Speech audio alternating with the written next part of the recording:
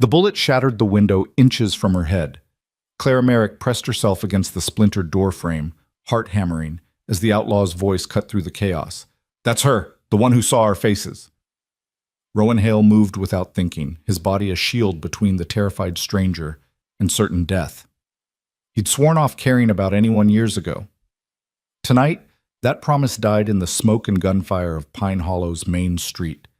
Stay with me until the end of this story, and comment which city you're watching from so I can see how far this tale has traveled. The Wyoming wind carried dust and forgotten promises across the high plains, and Rowan Hale had made peace with both. At 34, he'd learned that the land demanded everything and gave back only what a man could wrestle from its stubborn grip. Love, loyalty, companionship, those were luxuries for men who hadn't buried the people they cared about in shallow frontier graves. The setting sun painted Pine Hollow in shades of amber and rust as Rowan guided his horse down Main Street. The town was barely more than a collection of weathered buildings clinging to existence in the shadow of the Medicine Bow Mountains. But it was home, or as close to home as a man like him deserved. The saloon doors hung crooked on their hinges. The general store's windows were filmed with the perpetual dust that no amount of cleaning could defeat. The church steeple listed slightly to the left, as if even God couldn't quite stand up straight against the relentless wind. It was a hard town for hard people, and Rowan fit right in. He'd just finished selling a dozen head of cattle to the railroad agent. Enough to get him through another winter of solitude on his small ranch 5 miles outside town. The coin sat heavy in his saddlebag, and heavier still was the silence waiting for him back at the empty house. "Rowan, hold up!" Sheriff Tom Ramsey emerged from his office, his weathered face creased with something between concern and relief. At 53, Ramsey had the look of a man who'd seen too much trouble and not enough justice. His badge caught the dying light as he approached, and Rowan felt his shoulders tense. Nothing good ever came from a lawman's urgency. "Tom." Rowan's greeting was economical, like everything about him. "Need a favor." Ramsey glanced back toward his office. "Stagecoach got hit about 10 miles south this afternoon. Driver made it through, but the passengers got robbed. Most of them are locals, got friends or family to take them in. But there's one, a young woman traveling alone, name's Clara Merrick." Rowan's expression didn't change. "Hotel's got rooms. Full up. Cattle buyers came through yesterday, took every bed in town." Ramsey's voice carried the weight of a man asking something he knew would be refused. "She's got no money now. They took everything. No way to wire for funds until Monday when the telegraph office opens. She needs a safe place for a few nights." "Not my problem, Tom." "She's alone, Rowan. Barely 25, I'd guess. Got nobody." The sheriff's jaw tightened. "You got that spare room since Martha passed? Just a few days until we can sort this out." The mention of Martha, his sister, dead 3 years from fever, landed like a fist to Rowan's gut. Martha had been the last person he'd allowed himself to care about, and watching her die had sealed the door on whatever remained of his capacity for connection. The church, Reverend Michaels and his wife left yesterday for their daughter's wedding in Laramie, won't be back for a week. Ramsey's voice softened. "I wouldn't ask if there was anywhere else, but you know what this town can be like. Trail workers, drifters, men with no respect for a woman alone. I can't keep her at the jail. That's no place for a lady." Rowan stared at the mountains in the distance, their peaks already dusted with early snow.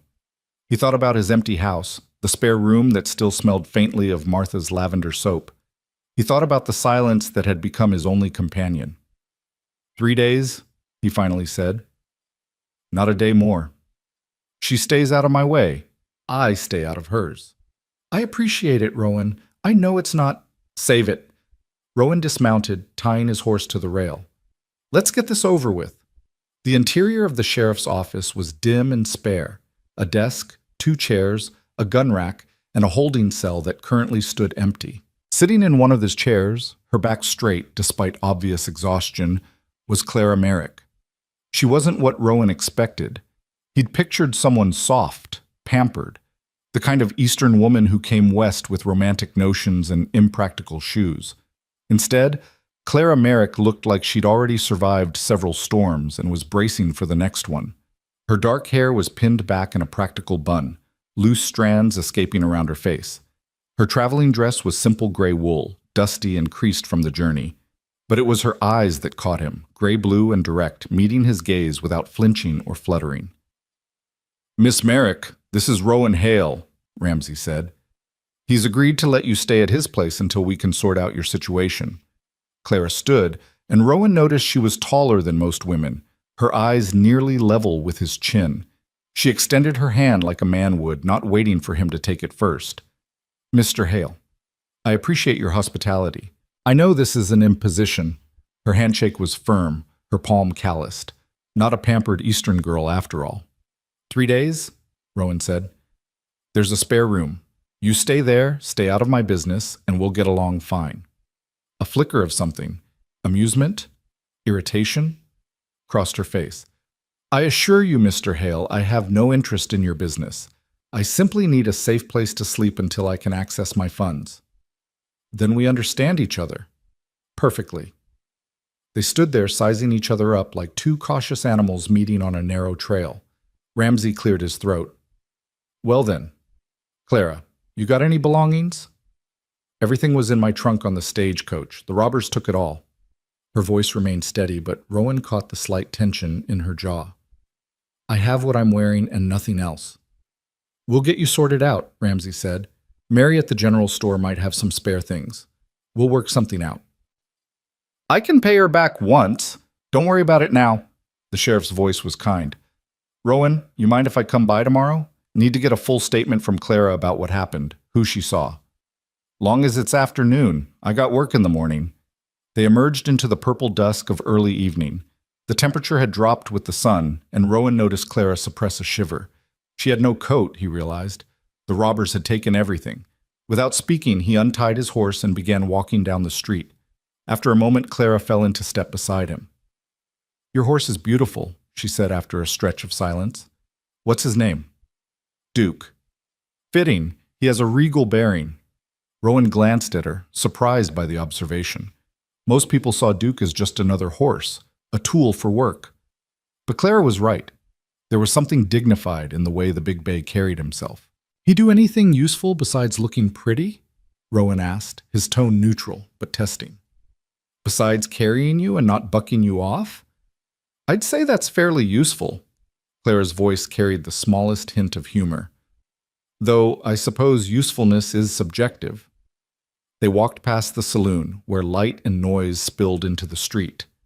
Several men lounged on the porch, and Rowan felt their eyes follow Clara.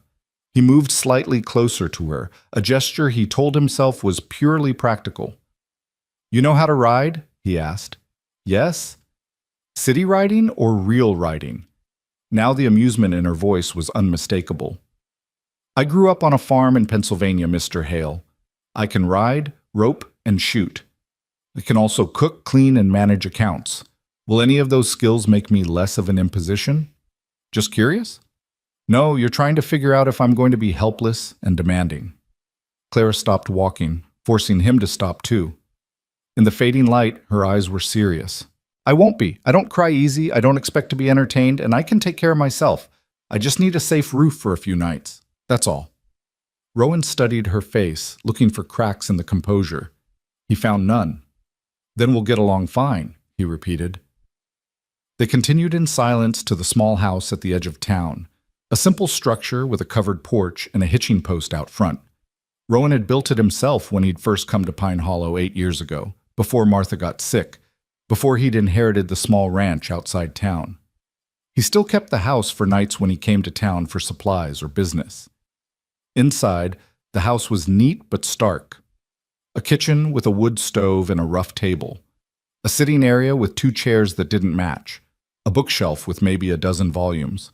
2 bedroom doors off the main room. "That one's yours," Rowan said, pointing to the door on the left. "Sheets are clean. There's a basin for washing. Outhouse is around back." Clara moved to the door, then paused with her hand on the frame. "Thank you, Mr. Hale. Truly, I know you didn't want to do this." Sheriff asked. "I said yes. That's all there is to it." "Still, thank you." She disappeared into the room, closing the door softly behind her. Rowan stood in the empty kitchen, Duke's reins still in his hand, and wondered what the hell he'd just agreed to. The next morning arrived cold and bright. Rowan woke before dawn, as he always did, and dressed in the dark of his room. He expected Clara to still be sleeping. Most people slept late when they had the chance, especially after a trauma like a robbery. But when he emerged into the main room, the smell of coffee hit him first. Clara stood at the stove, tending a pot that bubbled with something that smelled like oatmeal. She'd somehow found one of Martha's old aprons. He'd forgotten those were even still here, and tied it over her wrinkled traveling dress. Her hair was already pinned up, and she looked like she'd been awake for some time. "Morning," she said without turning around. "I hope you don't mind. I couldn't sleep, and I found some oats in the pantry. Figured I should make myself useful." Rowan stood in the doorway of his room, completely thrown. "You didn't have to. I know, but I wanted to." She poured coffee into 2 tin cups and brought one to the table. "I'm not good at sitting idle, never have been." He sat slowly, accepting the coffee. It was strong and hot, exactly how he liked it. "You find everything all right? Your pantry is impressively organized. Military background?" "No, just like things in order." "Me too."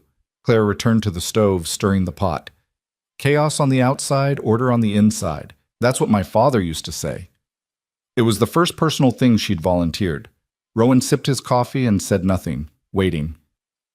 "He died 2 years ago," Claire continued, her voice even. "Farm accident. Mother passed when I was 16. My brother—" She paused. "Cholera, last winter.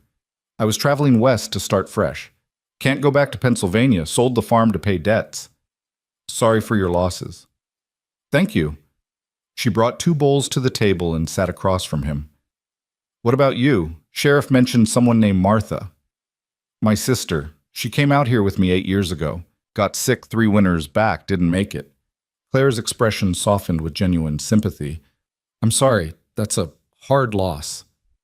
"Life's full of them." They ate in silence for a moment.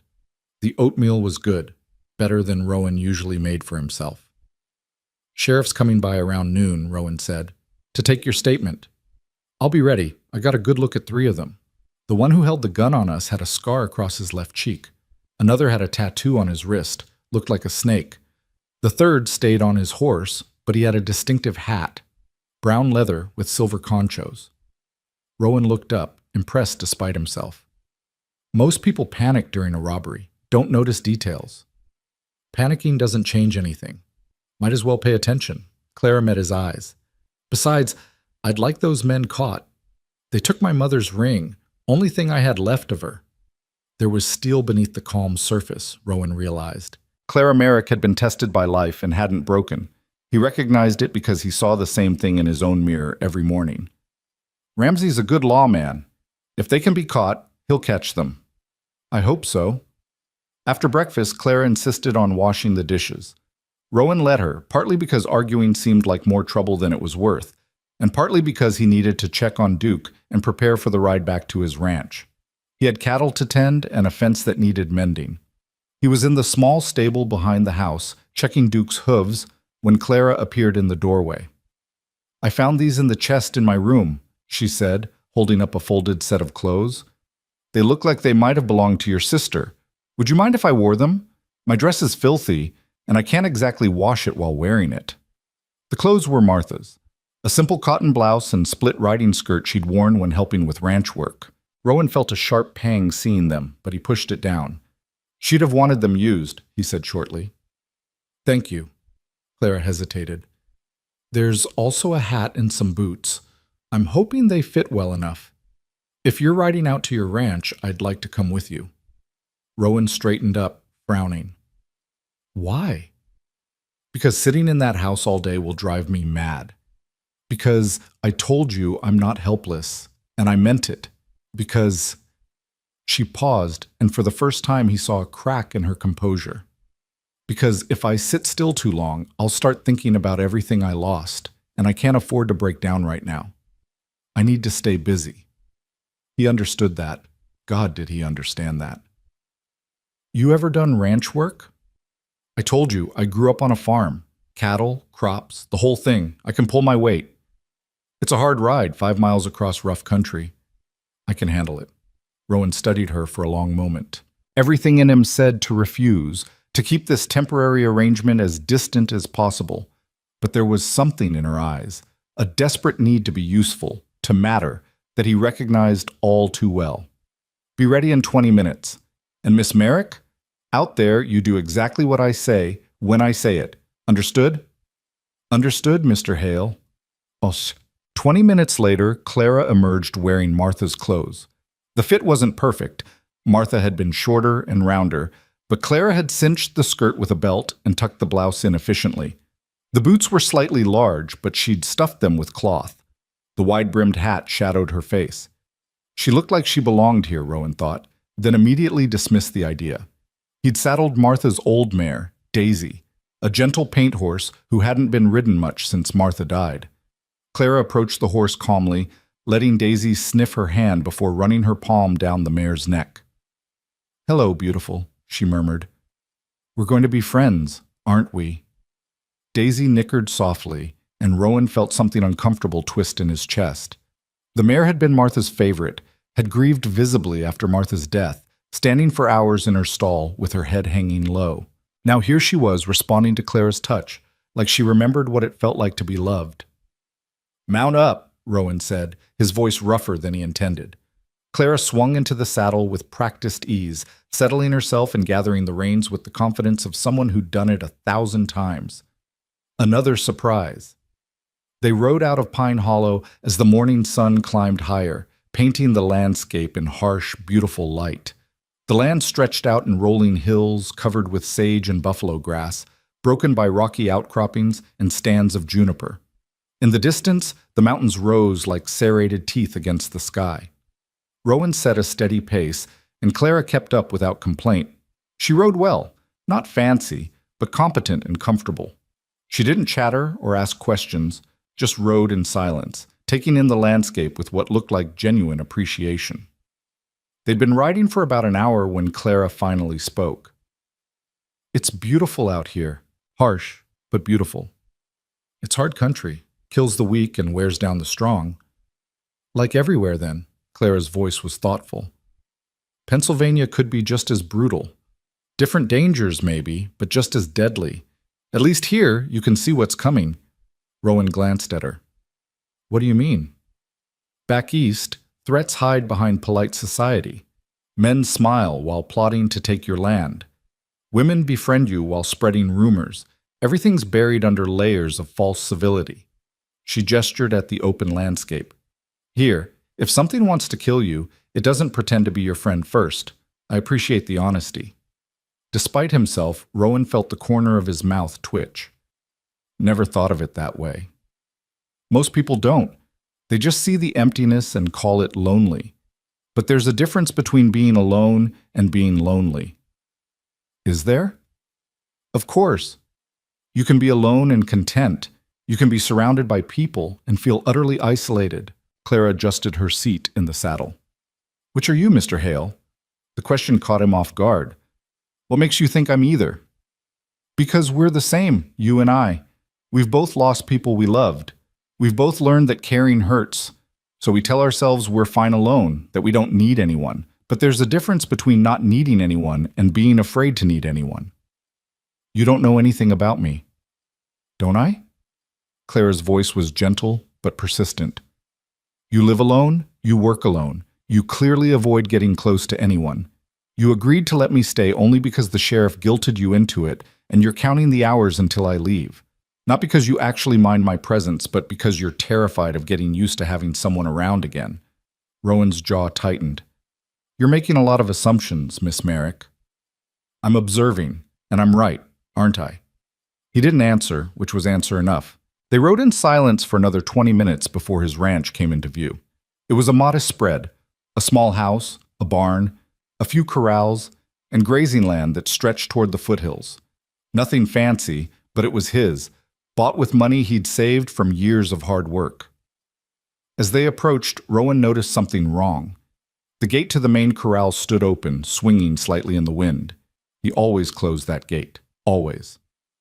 "Stay here," he said sharply. "What's wrong?" "Gate's open. Might be nothing. Might be something."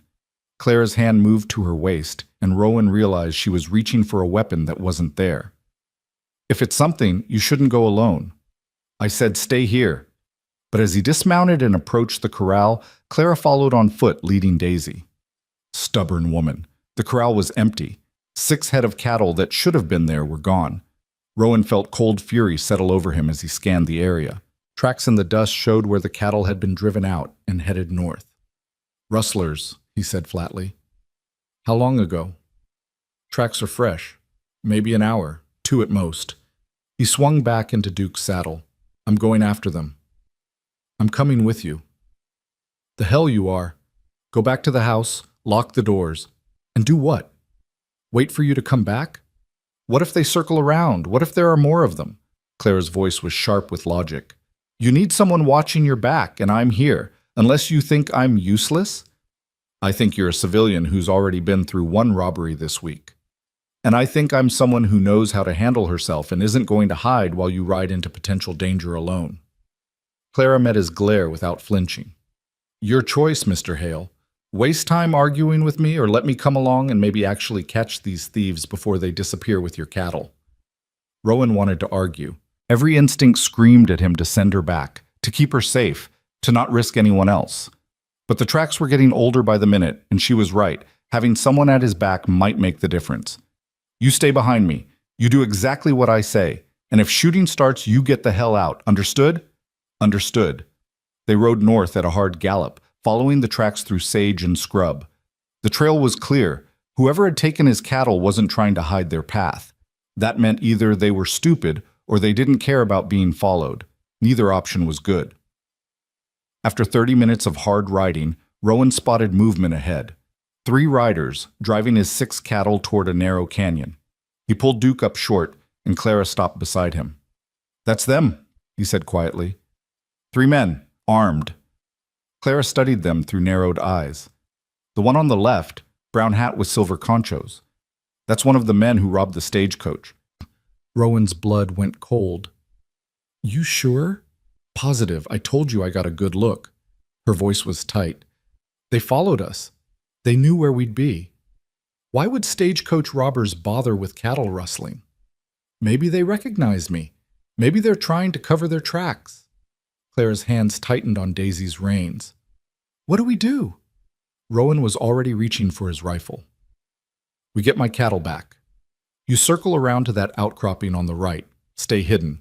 If they try to run that direction, fire a shot in the air, not at them, just scare them back toward me. Can you do that? Yes.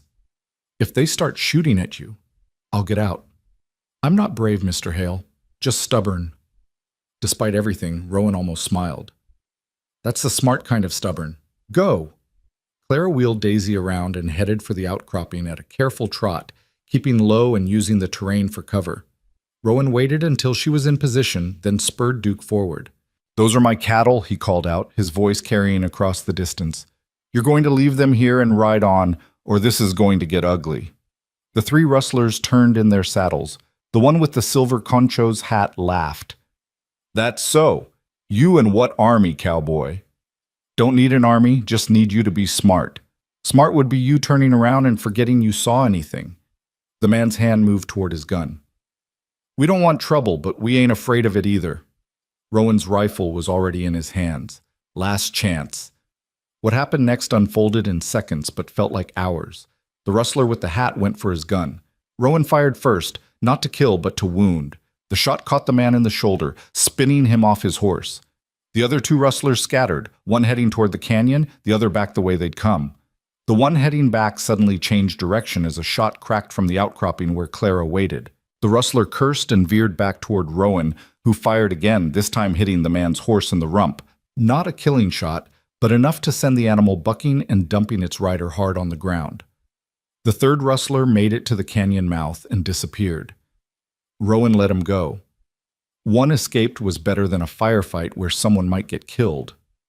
The wounded rustlers stumbled to their feet, hands raised. The one with the conchos clutched his bleeding shoulder, his face twisted with pain and rage. You're going to regret this, he spat. I doubt it. Rowan kept his rifle trained on them. Miss Merrick, you can come out now. Clara emerged from behind the rocks, still mounted on Daisy. a rifle in her hands that Rowan hadn't even known she'd taken from his saddle scabbard. Smart woman. When she got close enough to see the wounded rustler's face clearly, her expression hardened. That's him. That's definitely one of the stagecoach robbers. The one who held the gun on us. The rustler's eyes widened with recognition and something that looked like fear. You're supposed to be in town. Change of plans, Clara said coldly. Rowan moved Duke closer, keeping his rifle steady. You boys are going to take a ride back to Pine Hollow with us. Sheriff's going to be real interested to talk to you. We ain't going nowhere with you. Then you're going to bleed out right here. Your choice. The rustler with the shoulder wound looked at his companion, who was still nursing a twisted ankle from the fall. Neither of them looked ready for more fighting. Fine, the wounded one finally said, but this ain't over. Pretty sure it is, Rowan gestured with his rifle. Now mount up, slowly, and right ahead of us. Any funny business, and I won't aim for your shoulder next time. It was late afternoon by the time they reached Pine Hollow, driving the recovered cattle before them and herding the two captured rustlers like reluctant sheep. Sheriff Ramsey met them at his office, his eyebrows rising at the sight. Rowan, Miss Merrick, what happened? Caught these two stealing my cattle, Rowan said. Miss Merrick identified one of them as being part of the gang that robbed the stagecoach. Ramsey's expression sharpened. That's so? He looked at Clara. You sure? Absolutely certain. The one with the wounded shoulder. He's the man who held the gun on us. I'd recognize him anywhere. The rustler glared at her but said nothing as Ramsey pulled him off his horse and into the jail. His companion followed with resignation, and soon both men were locked in the holding cells. The third one got away, Rowan said, headed north into the canyon. I'll get a posse together, track him down. Ramsey wiped his brow. You two did good work today. Risky, but good. Miss Merrick spotted him first, and she backed me up when it mattered. Ramsey looked at Clara with new respect. You all right, ma'am?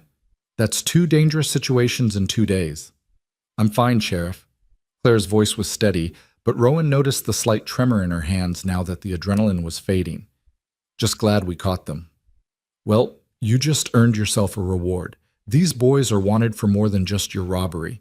Territory's been offering $300 for information leading to their capture. That money's yours. Clara's eyes widened. $300? That's right. Might take a week or 2 to process, but it's coming to you. Rowan saw the relief wash over her face. $300 was more than enough for her to continue her journey west, to start fresh wherever she was heading. It was also enough that she didn't need to stay in Pine Hollow anymore. Thank you, Sheriff, Clara said quietly. That's more than I hoped for. You earned it. Ramsey turned to Rowan. I'll keep these boys locked up tight. Thanks for bringing them in. Rowan nodded, suddenly aware of how exhausted he was. The ride, the confrontation, the tension, it had all caught up with him at once. Come on, he said to Clara. Let's get you back to the house. You've had enough excitement for one day. They walked through town in the fading light, leading their horses. The streets were busy with evening activity, people heading to the saloon, the restaurant, the general store before it closed. Several folks nodded to them, and Rowan caught more than one curious glance directed at Clara. Town's going to be talking about you, he said. Let them talk. I'm used to it. Clara's voice was weary. Besides, I'll be gone soon enough. The reward money means I can continue my journey. I won't need to impose on your hospitality much longer. Something uncomfortable twisted in Rowan's chest. Right, that's good. Yes. Good. They reached his house as full dark descended. Rowan tended to the horses while Clara went inside. When he entered the main room a few minutes later, he found her standing at the window, staring out at nothing. You should eat something, he said. I'm not hungry. She didn't turn around. But thank you. Clara. She turned at the sound of her first name. He hadn't used it before. Her face was pale in the lamplight, her composure finally cracking. I'm fine, she said, but her voice betrayed her. You're not, and that's okay. I can't afford not to be fine. The words came out sharp and fierce. I can't afford to break down, to cry, to be weak. I have to keep moving forward because if I stop, if I let myself feel everything I've lost... Her voice broke, and suddenly she was crying, great silent sobs that shook her shoulders. Rowan stood frozen for a moment, every instinct screaming at him to walk away, to let her have her privacy, to not get involved. But he couldn't do it. Not when she was hurting like this. He crossed the room in 3 strides and pulled her into his arms. She stiffened for a moment, then collapsed against his chest, crying into his shirt while he stood there awkwardly, one hand hovering over her back before finally settling there, offering what comfort he could. "It's all right," he said, the words feeling foreign in his mouth. "You're safe. It's all right." They stood like that for several minutes, her crying and him holding her, until finally the storm passed. Clara pulled back, wiping her eyes with the back of her hand. "I'm sorry, I didn't mean to." "Don't apologize. You've been through hell this week. You're allowed to break down." She laughed, a watery sound. "I pride myself on not breaking down." "Pride's overrated," says the man who's built his whole life around it. Rowan felt his mouth twitch. "Maybe we're both stubborn fools." "Maybe." Clara took a shaky breath. "Thank you. For today. For everything. You didn't have to help me, but you did. Sheriff asked me to, no. I mean really help me. You could have left me in town, could have refused to let me come to the ranch, could have told me to hide while you went after those rustlers alone. But you didn't. You treated me like I mattered." The words hit harder than they should have. Rowan looked at this woman who'd stumbled into his life 2 days ago, this stranger who somehow already felt like less of a stranger, and felt something shift inside him, like a door he'd thought was sealed forever creaking open, just a crack. "You do matter," he said quietly. Clara's eyes met his, searching for something. Whatever she saw made her smile, sad and small, but genuine. "So do you, Rowan Hale, even if you don't believe it." The morning after Clara's breakdown brought a subtle shift in the air between them, like the first thaw after a long winter. Rowan woke to find her already in the kitchen again, but this time, when their eyes met over coffee, something unspoken passed between them, an acknowledgement that they'd crossed some invisible line from strangers tolerating each other's presence to something more complicated. "I thought I'd ride out to the ranch with you again today," Clara said, setting a plate of eggs in front of him. "If you don't mind. I know the 3 days are almost up, but the reward money won't come through until next week, and I'd rather be useful than sit here going mad with boredom." Rowan had been dreading this conversation, though he couldn't quite articulate why. "You don't owe me anything, Clara. You can rest if you need to." "I don't need to rest. I need to work." She sat across from him with her own plate. "Besides, those cattle aren't going to tend themselves, and you said yourself you have a fence that needs mending. I'm good with fence work." "It's hard labor. So is everything worth doing?" Clara took a bite of eggs, chewing thoughtfully. "Unless you don't want me there. If that's the case, just say so. I won't be offended." But that was the problem. He did want her there, and that scared him more than any rustler ever could. Still, turning her down would require an explanation he wasn't ready to give. "Be ready in 20 minutes, he said instead. The ride out to the ranch felt different in the morning light. Clara rode beside him rather than behind, and they fell into an easy silence that didn't need filling. The land stretched out around them, vast and indifferent, but somehow less lonely with her presence. When they arrived, Rowan showed Clara where the fence line ran along the eastern pasture. Several posts had rotted through, and the wire sagged dangerously low in places. Left unattended, his cattle could wander off, or predators could get in. "We'll need to pull the old posts, dig new holes, set fresh timber, and restring the wire," he explained, gathering tools from the barn. "It's sweaty work, and you'll have blisters by noon." Clara accepted the pair of work gloves he handed her. "Then I'll have blisters. Won't be the first time." They worked in tandem through the morning, and Rowan found himself continually surprised by her competence. Clara wielded the post-hole digger with practiced efficiency, didn't complain when splinters found their way through the gloves, and understood instinctively how to keep the wire taut while he secured it. She worked like someone who'd spent her life doing hard labor, not like a woman who'd recently lost everything. Around mid-morning, as they paused to drink from the canteen, Clara broke the comfortable silence. "Can I ask you something personal?" Rowan tensed. "Depends on the question." "Why did you come to Wyoming? You don't strike me as someone who was born to ranch life." He was quiet for a long moment, considering whether to answer. But she'd been honest with him about her losses, and somehow that seemed to demand reciprocity. I was a carpenter back in Missouri, had a good business, a wife I loved, a daughter.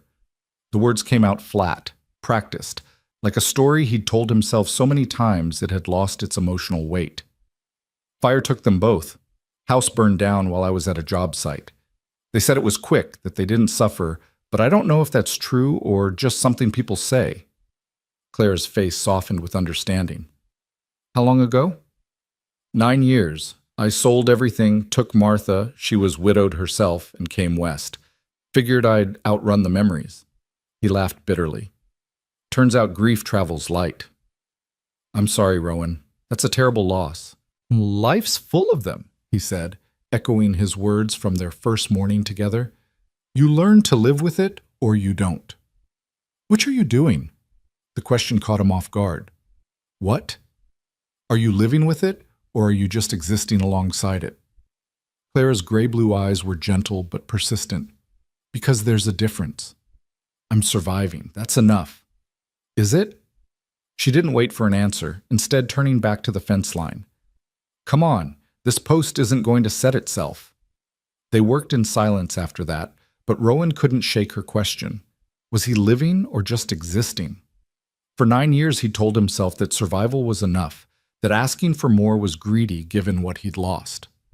But watching Clara work beside him, hearing her occasional humming as she focused on a particularly stubborn post, he wondered if maybe he'd been wrong.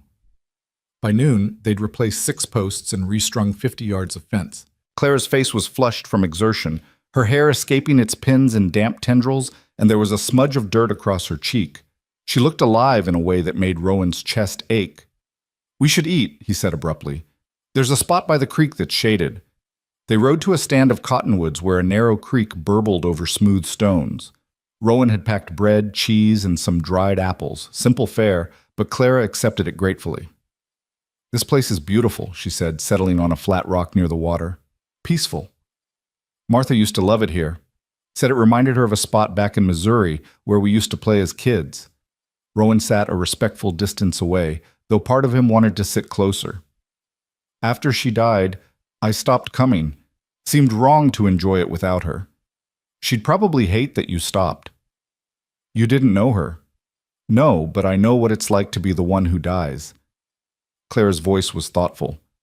Not literally, obviously, but I've thought about what I'd want if I was gone. I wouldn't want the people I loved to stop living. I'd want them to remember me by living harder, fuller, better than they did when I was alive. That's easy to say when you're not the one left behind. Is it? Because I am the one left behind, Rowan. Everyone I loved is gone. My parents, my brother, my home, all of it, gone. I could stop living. I could find a quiet corner somewhere and just exist until death catches up with me. But what would that honor? What would that prove? She turned to face him fully. The people we lost don't want us to stop living. They want us to live enough for both of us. Rowan felt something crack inside his chest, a hairline fracture in the wall he'd built around his heart. It's not that simple. Nothing ever is. But it's true anyway. Clara bit into an apple, her gaze distant. When my brother died, I was so angry. Angry at God, at fate, at the universe for being so cruel. I stopped eating, stopped sleeping, just sat in his empty room waiting to feel something other than rage and grief. What changed? My neighbor, old woman named Mrs. Kettering, came by one day, found me sitting there in the dark. You know what she said? Clara smiled at the memory. She said, grief is love with nowhere to go, child. You can let it poison you, or you can let it transform you, but you can't let it stop you. Wise woman. She was. She'd buried 3 husbands and 2 children. If anyone knew about grief, it was her. Clara's voice softened. She told me that every day I wasted in that dark room was a day my brother couldn't have, that he'd lived 24 years and wanted 40 more, and the least I could do was live hard enough for both of us. Rowan was quiet, turning her words over in his mind. Did it help? Thinking of it that way? Eventually. Not right away, but eventually. Clara met his eyes. I'm still learning how to do it, but I'm trying. That's more than I was doing before. They sat in silence as the creek babbled and a breeze rustled through the cottonwood leaves. Rowan felt something shifting inside him, some long frozen part of himself beginning to thaw despite his best efforts to keep it numb. "We should get back to work," he said finally, standing and brushing dirt from his pants. Clara stood too, but before they could return to the horses, she touched his arm gently. "Thank you for telling me about your family. I know it wasn't easy. You told me about yours first. Still, thank you." Her hand lingered for a moment before falling away, and Rowan found himself missing the warmth of it. They worked through the afternoon, finishing the fence line as the sun began its descent toward the mountains. Claire's hands were blistered despite the gloves, but she never complained, just kept working with steady determination. As they loaded the tools back into the barn, Rowan caught her flexing her fingers and wincing. "Let me see," he said. "I'm fine." "Clara." She sighed and held out her hands. The blisters were angry and red, some of them already weeping. Rowan felt a surge of guilt. He should have made her stop earlier, should have been paying closer attention. "Wait here," he said, disappearing into the small ranch house. He returned with a tin of salve and clean cloth strips. "This'll help." Clara watched as he gently applied the salve to her damaged palms, his rough hands surprisingly careful. The intimacy of the gesture wasn't lost on either of them. Rowan could feel the weight of her gaze on his bowed head, the softness of her skin under his calloused fingers. "You're good at this," she said quietly. "Had practice. Martha was always getting hurt doing things she shouldn't have been doing." The memory brought a small smile. "Stubborn woman. Reminds me of someone." "I'm not stubborn. I'm determined. There's a difference." "Is there?" Rowan echoed her earlier question back to her, earning a soft laugh. He wrapped her hands in the cloth strips, tying them off securely. "That should help. Don't get them wet tonight." "Yes, doctor."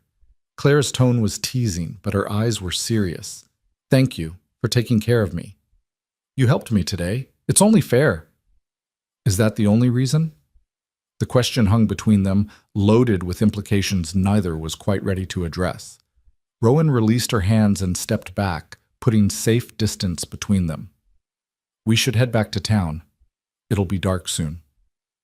The ride back was quieter than the ride out, both of them lost in their own thoughts. When they reached town, the streets were busy with evening activity. As they passed the saloon, a man stepped out onto the porch, and Clara went rigid in her saddle. "That's him," she said, her voice tight. "The third rustler, the one who got away."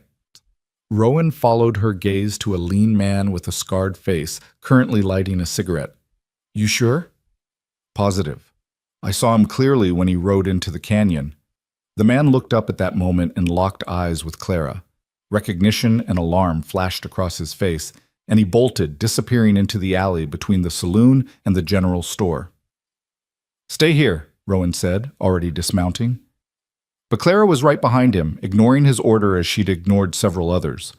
They ran into the alley together, but the rustler had already reached his horse tied at the back of the building. He swung into the saddle and spurred the animal hard, racing toward the edge of town. Sheriff Ramsey emerged from his office as the commotion drew his attention. "What's happening?"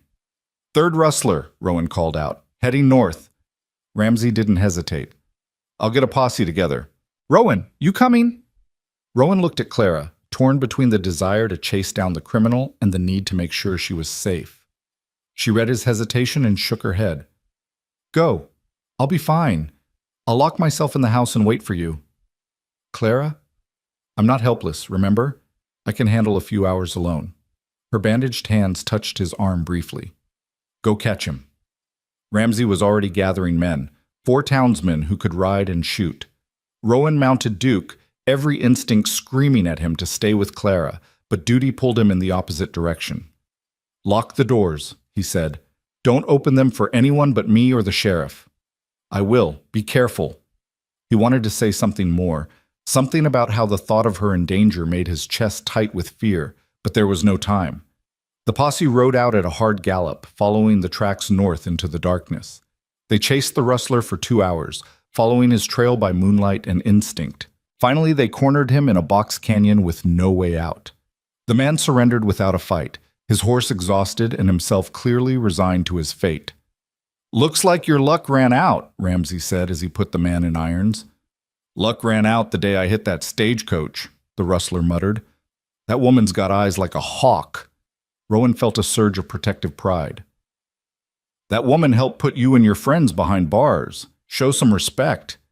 They rode back to Pine Hollow near midnight, the captured rustler tied to his saddle and flanked by armed men. Ramsay took custody of the prisoner, locking him up with his two companions. "That's all three of them," the sheriff said with satisfaction. "Good work tonight, gentlemen." The posse dispersed, heading home to their families in warm beds. Rowan rode to his house on the edge of town, exhaustion pulling at him, but anxiety pushing him forward. He needed to see that Clara was safe. The house was dark, except for a single lamp burning in the window. Rowan dismounted and tried the door, locked as he'd instructed. He knocked softly. "Clara, it's Rowan." He heard movement inside, then the sound of the bolt sliding back. The door opened, and Clara stood there in Martha's nightgown, her hair loose around her shoulders, relief evident on her face. "You caught him?" "We caught him. He's locked up with the others." Rowan stepped inside, and Clara immediately bolted the door behind him. "You all right?" "I'm fine. Worried about you, but fine." She studied his face in the lamplight. "You look exhausted. Long night. There's coffee if you want it. I kept it warm." They sat at the kitchen table drinking coffee in the quiet hours past midnight. Rowan told her about the chase and capture, and Clara listened with the kind of focused attention that made him feel like his words actually mattered. "I'm glad you're safe," she said when he finished. "All of you. You should get some rest. It's late." But neither of them moved. The intimacy of the hour, the shared danger and relief, created a bubble of connection that neither seemed willing to break. Finally, Clara spoke, her voice soft. "I've been thinking about what you asked me, about whether I'm living or just existing. You don't have to. I want to." She wrapped her hands around her coffee cup, staring into its depths. "I think I've been existing, going through the motions, surviving, but not really living. Not since my brother died. Maybe not since my father died, if I'm honest.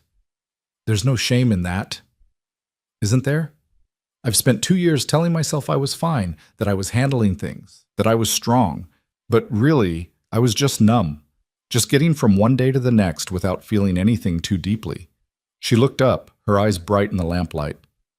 "And then I came here, and you're doing the same thing. We're both just existing alongside our grief instead of living with it." Rowan felt exposed, like she'd seen through every defense he'd spent years building. "Maybe that's all we can do." "No," Claire's voice was firm. "No, I don't believe that. Mrs. Kettering was right. Grief is love with nowhere to go, but maybe it doesn't have to have nowhere to go. Maybe we can redirect it, transform it into something else." "Like what?" "I don't know yet, but I think—" She paused, choosing her words carefully. "I think maybe we could figure it out together." The implications of what she was suggesting hung in the air between them. Rowan's heart hammered in his chest as he met her gaze. "Clara, you're leaving as soon as that reward money comes through. You said yourself you're heading west to start fresh." "I could start fresh here." "You don't know what you're saying.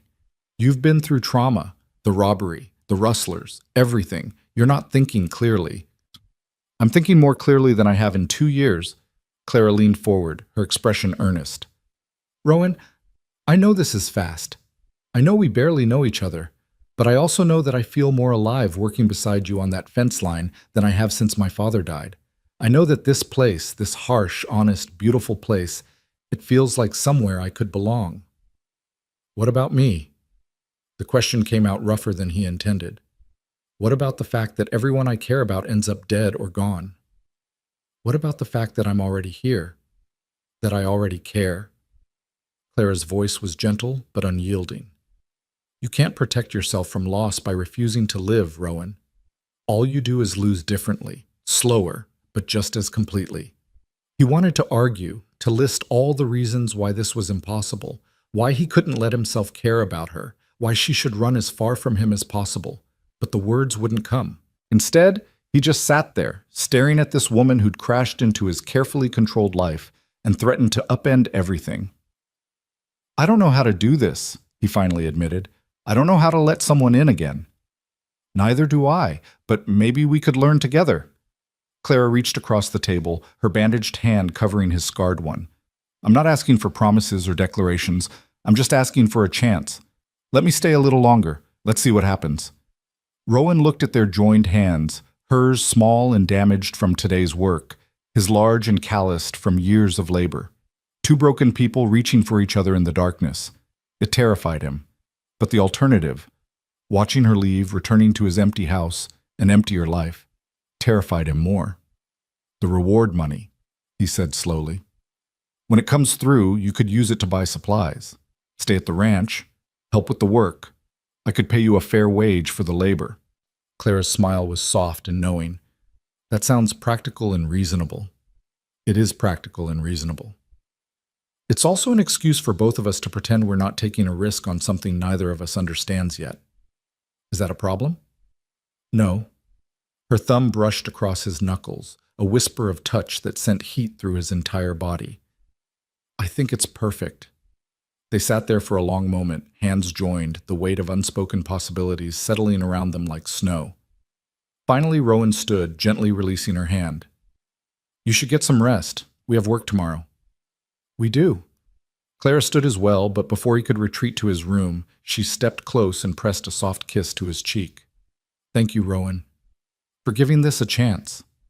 She disappeared into her room before he could respond, leaving him standing alone in the kitchen, his cheek burning where her lips had touched, his heart pounding with something that felt dangerously close to hope. The next few days fell into a pattern that felt both comfortable and charged with unacknowledged tension. They rode out to the ranch each morning, worked side by side through the day, and returned to town each evening. Clara's hands healed, developing new calluses that spoke of labor and commitment. Rowan found himself talking more than he had in years, sharing stories about Martha and his life before Wyoming, listening as Clara opened up about her childhood in Pennsylvania. The town noticed, of course. Pine Hollow was too small for anything to go unnoticed. Rowan caught the knowing looks from shopkeepers, the whispered conversations that stopped when he approached. But he found he didn't care as much as he thought he would. Let them talk. He'd spent 9 years not caring what people thought. He wasn't going to start now. On the 5th day after Clara's arrival, Sheriff Ramsey came by the ranch while they were mending a section of the barn roof. "Afternoon," he called up to them. "Got news about that reward money." Clara climbed down the ladder, wiping sweat from her forehead. "Already? I thought it would take weeks."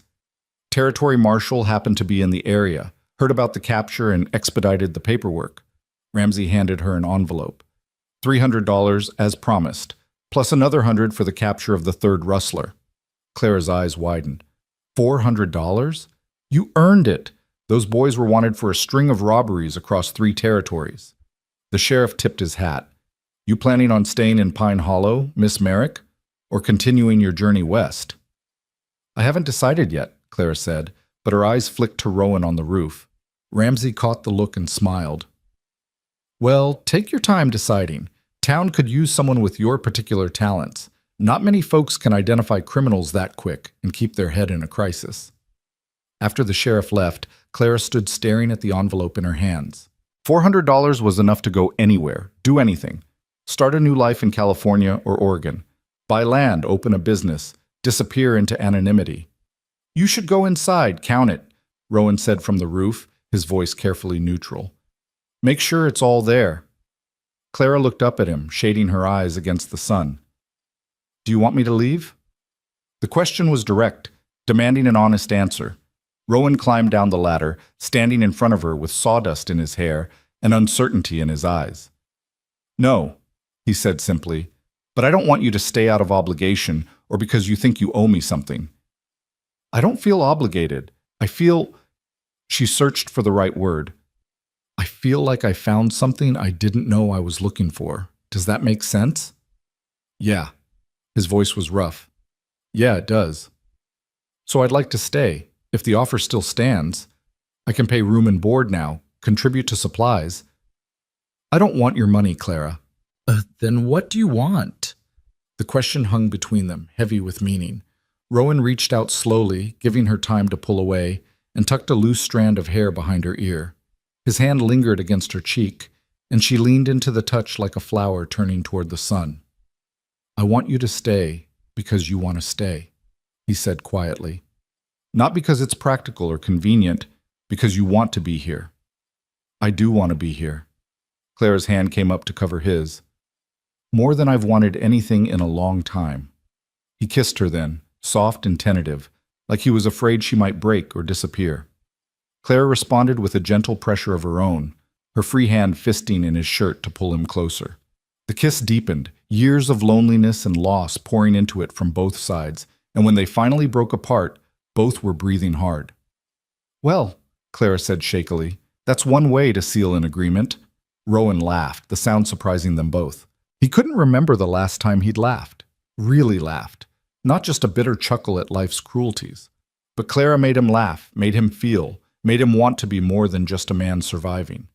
"Come on," he said, taking her hand. "Let's finish this roof. Then I'll show you the rest of the property. If you're staying, you should know what you're getting into." They worked together through the afternoon, and Rowan found himself narrating the history of the ranch as they moved from task to task. He showed her where he planned to expand the herd next spring, the section of creek where the water ran deepest, the old line shack he'd been meaning to repair. "It's not much," he said as the sun began to set. "But it's mine. Built it from nothing." "It's beautiful," Clara said, and he could tell she meant it. "It's honest, like you." That night, they stayed at the ranch instead of riding back to town.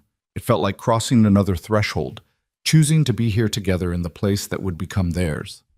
Rowan cooked a simple dinner while Clara set the table, and they ate while discussing plans for the ranch. Practical things like cattle rotation and hay storage, but also dreams like maybe getting a few chickens, planting a kitchen garden. "You ever think about having horses?" Clara asked. "Beyond just working stock?" "What do you mean?" "Breeding them, training them. There's good money in quality horses, and this land could support it."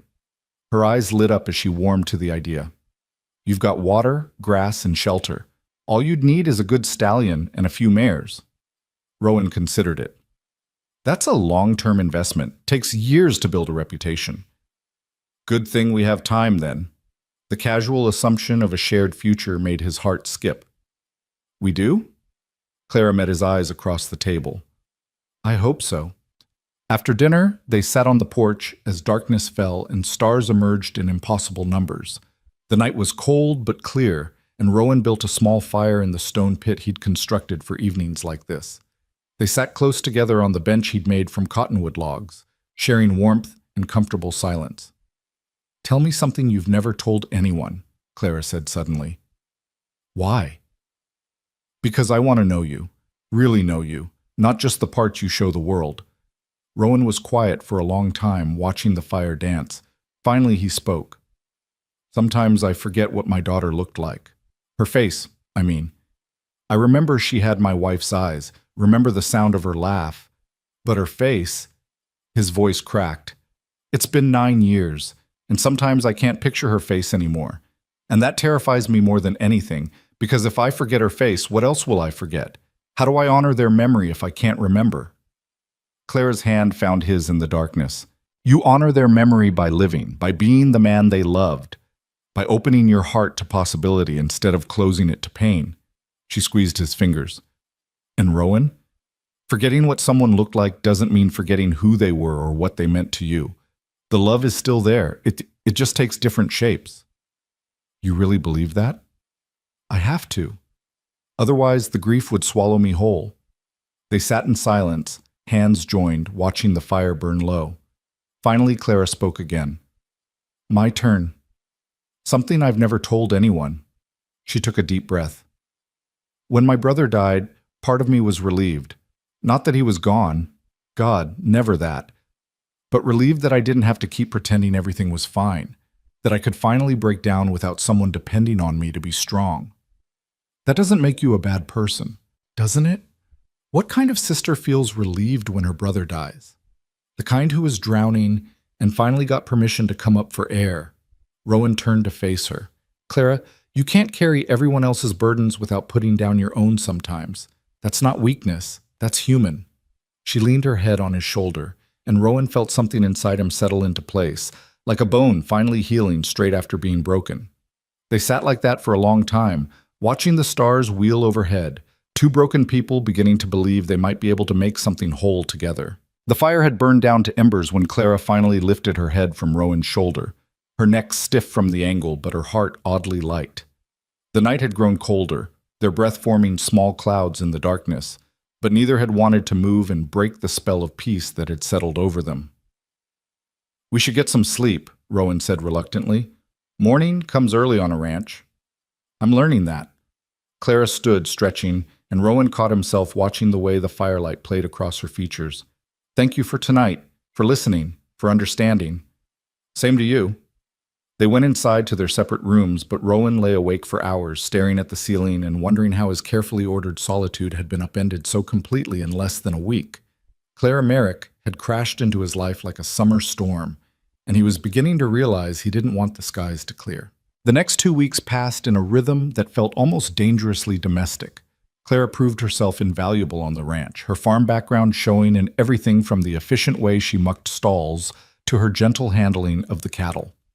She started a kitchen garden despite the late season, planted some herbs in pots by the kitchen window, and somehow made the Stark ranch house feel like a home. They talked more than Rowan had talked to anyone since Martha died. Clara had opinions on everything from politics to poetry, challenged him when she disagreed, and made him laugh with her dry observations about ranch life. She also knew when to let silence be enough, working beside him for hours without needing to fill the space with words. The town noticed the change in their arrangement. Clara had moved out to the ranch permanently, and though she maintained her own room and they were scrupulously proper in public, rumors spread like wildfire through Pine Hollow. Rowan found he didn't care. For the first time in 9 years, he was living instead of just existing, and no amount of gossip could diminish that. But peace on the frontier was always temporary. On a Tuesday morning in late September, Rowan rode into Pine Hollow for supplies, leaving Clara at the ranch to work on extending the chicken coop they'd started building. The town seemed quieter than usual, an undercurrent of tension in the air that made his shoulders tighten. Sheriff Ramsey stood outside his office, his face grim. When he saw Rowan, he waved him over with urgent purpose. "We got a problem," Ramsey said without preamble. "Jed Harker escaped last night." Rowan's blood went cold. Harker was the rustler Clara had identified, the one with the scarred face and the mean streak. He'd been the most vocal of the 3 prisoners, making threats and promising revenge during his brief incarceration. How? Someone slipped him a knife, cut through the bars. They were old, needed replacing. Ramsey's jaw was tight with anger and frustration. Happened sometime between midnight rounds and dawn. He's been gone at least 6 hours. Which direction? Don't know. Could be halfway to the territorial border by now, or he could be hiding close, waiting. The sheriff's eyes were serious. "Rowan, I need you to be careful." Harker made specific threats against Miss Merrick, said she'd pay for identifying him. Fear, sharp and immediate, cut through Rowan's chest. "Claire's at the ranch, alone." "Then you need to get back there, now." Ramsey was already moving toward his horse. "I'll round up a posse, but that'll take time. You go make sure she's safe." Rowan didn't wait for more. He swung into Duke's saddle and spurred the horse into a gallop, his heart hammering against his ribs. The 5 miles to the ranch had never felt longer. Every minute stretched into an eternity of worst-case scenarios playing through his mind. Clara surprised while working, unable to defend herself, hurt or worse because Rowan had left her alone. He should never have left her alone. The ranch came into view, and Rowan's eyes immediately scanned for anything wrong. The chicken coop stood partially finished, tools scattered around it. The barn door hung open, swaying slightly in the breeze. No sign of Clara. "Clara!" he shouted, dismounting before Duke had fully stopped. "Clara, where are you?" Silence answered him, broken only by the wind and the nervous shuffling of cattle in the near pasture. Rowan's hand went to the pistol at his hip as he approached the house, every sense on high alert. The front door was ajar. He'd closed it that morning. He always closed it. Rowan pushed the door open slowly, gun drawn, his breath coming in short, controlled bursts. The main room was empty but showed signs of disturbance. A chair knocked over, Clara's work gloves on the floor when she always hung them by the door. "Looking for someone, Cowboy?" The voice came from behind him, and Rowan spun to find Jed Harker standing in the doorway of Clara's room, one arm wrapped around her throat, a knife pressed to her side. Clara's eyes were wide but focused, her hands gripping Harker's arm as she struggled to breathe. "Let her go," Rowan said, his voice deadly calm despite the terror flooding his system. "This is between you and me." "No, this is between me and the bitch who put me in jail." Harker's scarred face twisted with malicious satisfaction. "She cost me weeks in that cell, cost me my freedom. Time to pay what she owes." "I don't owe you anything," Clara managed to gasp out. "You robbed me. You stole my mother's ring. And you took something more valuable, my liberty." The knife pressed harder, and Rowan saw Clara wince. "Now I'm taking something from you, fair trade." "Harker, think about this." Rowan kept his gun trained but couldn't risk a shot with Clara so close. "You kill her, you're a dead man. Every lawman in the territory will hunt you down. But let her go, ride out now, and you might make it to Mexico." "I'm already a dead man, Cowboy. They'll hang me for what I done either way." Harker's eyes were wild, desperate. "But at least I'll have the satisfaction of making her pay first." Clara's hand moved slightly, and Rowan caught the subtle shift in her weight. She was preparing something, waiting for an opening. He needed to keep Harker talking, give her whatever chance he could. "What do you want?" Rowan asked. "Money. Take whatever's here. Food, supplies, take it all. Just let her go." "I want justice. I want—" Clara moved fast, bringing her heel down hard on Harker's instep, while simultaneously driving her elbow back into his ribs. The knife sliced her side as Harker's grip loosened, but she twisted away, dropping to the floor and rolling toward the corner. Rowan fired. The shot caught Harker in the shoulder, spinning him backward. The outlaw's knife clattered to the floor as he stumbled, reaching for his own gun with his good hand. Rowan fired again, this time hitting Harker's gun arm. The outlaw collapsed against the wall, blood spreading across his shirt, his weapon falling from nerveless fingers. Rowan kicked the gun away and knelt beside Clara, who was pressing her hand to her bleeding side. "How bad?" he asked, his hands shaking as he gently moved hers to assess the wound. "Not deep," Clara said through gritted teeth. "Hurts like hell, but it's not deep." The knife had sliced through her shirt and left a long, angry cut across her ribs, but she was right. It wasn't deep enough to be life-threatening. Rowan pulled off his shirt and pressed it against the wound to slow the bleeding. "Keep pressure on it," he said, then turned to Harker, who was slumped against the wall, breathing hard and glaring at them with pure hatred. "You should have killed me," Harker spat. "Sheriff can do that legal after a trial."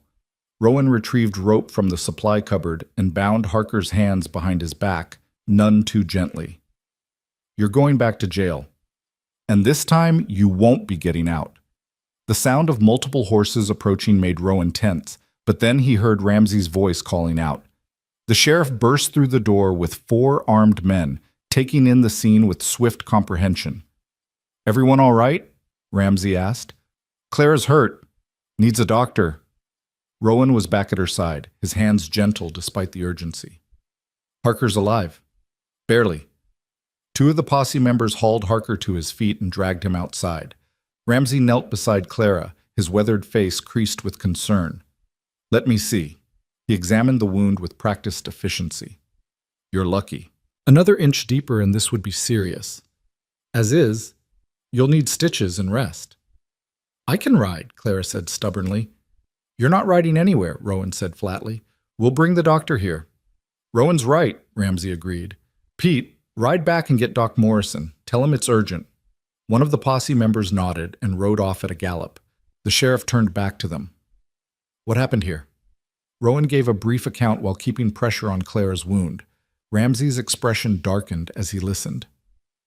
"Someone in town helped him escape. Had to be. Those bars didn't cut themselves, and someone got him that knife." The sheriff's jaw was tight. "I'll find out who. In the meantime, I'm posting a guard on the jail. This won't happen again." "See that it doesn't," Rowan said, his voice carrying an edge that made Ramsey nod.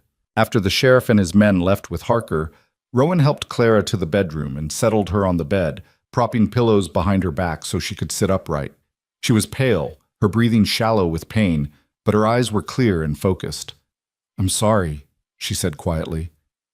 For what? For not being more careful. I heard something outside, went to investigate. He grabbed me before I could get to the rifle. Clara, this isn't your fault. Rowan sat on the edge of the bed, careful not to jostle her. None of this is your fault. You did everything right. You fought back, created an opening. You probably saved both our lives. I should have been faster. You were plenty fast. He took her free hand, the one not pressed against the makeshift bandage. I'm the one who should apologize.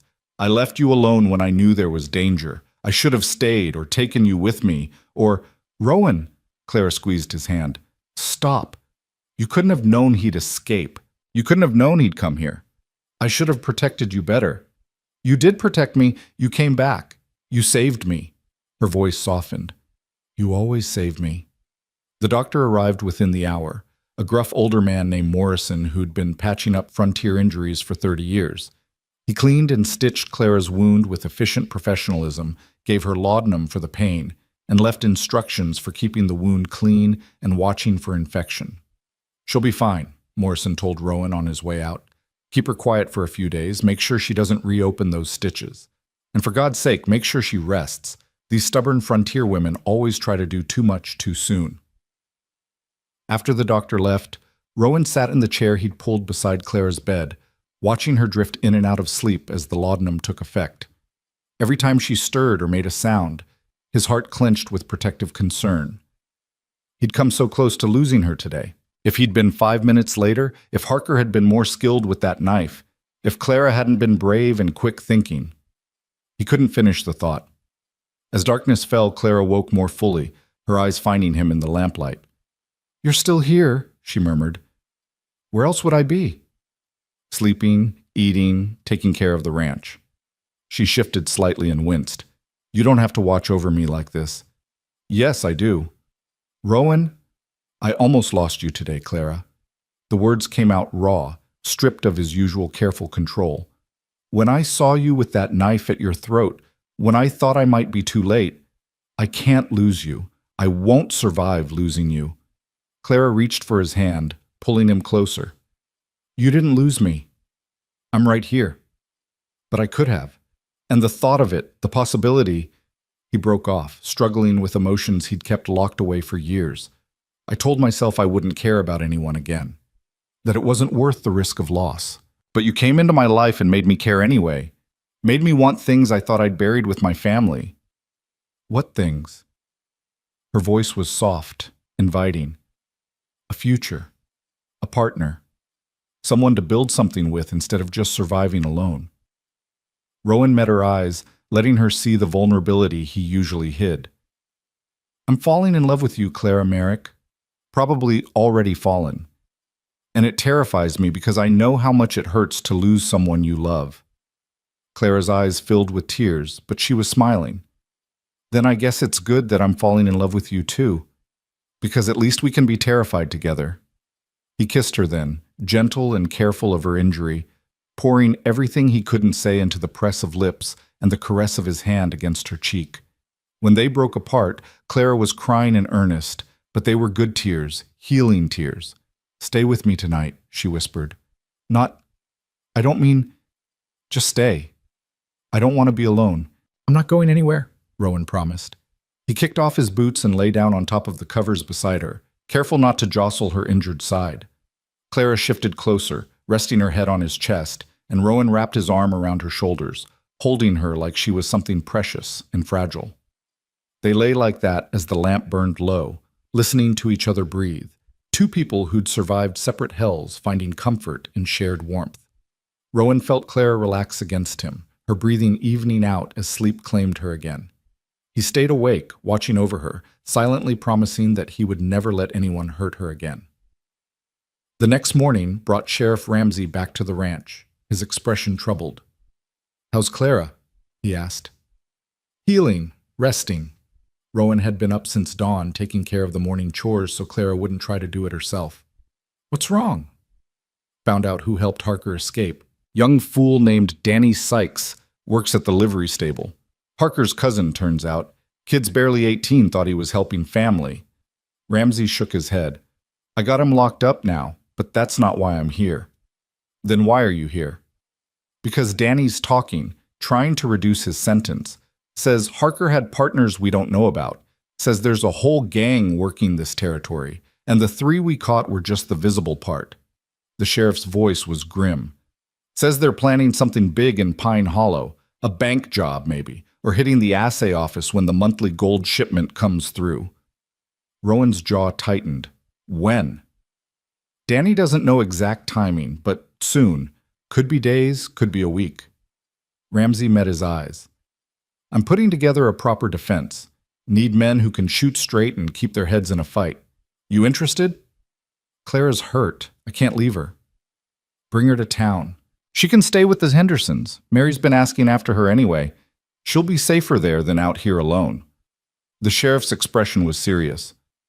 Rowan, I need you. You're one of the best shots in the territory, and you kept your head during the Rustler situation. If this gang hits the town, I need every capable man I can get. Rowan looked back at the house, torn between duty and desire to protect Clara. But Ramsey was right. She'd be safer in town, surrounded by people, than out here where any outlaw could ride up and cause trouble.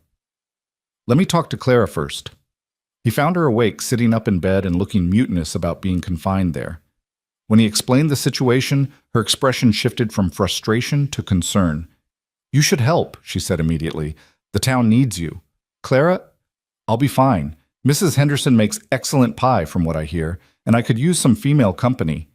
She touched his face gently. You can't protect me from everything, Rowan. And I won't let you stop living your life because you're worried about mine. I just got you.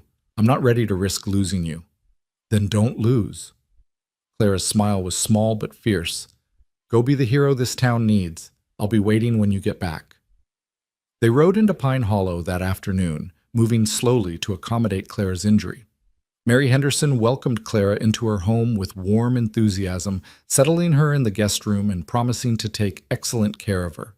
Rowan felt the knot of anxiety in his chest loosen slightly, knowing Clara would be surrounded by good people. Over the next 3 days, Ramsey organized the town's defense. Rowan joined a dozen other men in planning strategic positions, checking weapons, and preparing for an attack that might never come. The tension in Pine Hollow grew thick enough to cut, everyone watching the horizon and jumping at sudden sounds. Clara chafed at her confinement in the Henderson house, but Mary proved to be a formidable guardian, refusing to let her do anything more strenuous than sit in the parlor and do needlework. Rowan visited every evening, sharing what information he could, and stealing precious minutes of normalcy in a situation that felt increasingly dangerous. On the 4th day, just after dawn, a rider came galloping into town. They're coming, gang of about 8 riders, heavily armed, heading straight for Pine Hollow. The town erupted into controlled chaos. Women and children were rushed into the church, which had thick stone walls and few windows. Men took up positions behind barricades Ramsey had ordered built across the main street.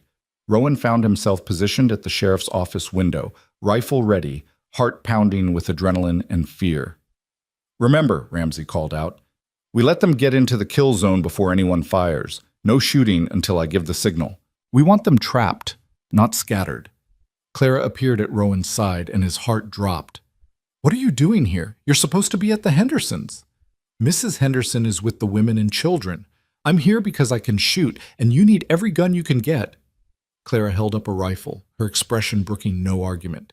Don't even try to send me away. We both know I won't go. There was no time to argue.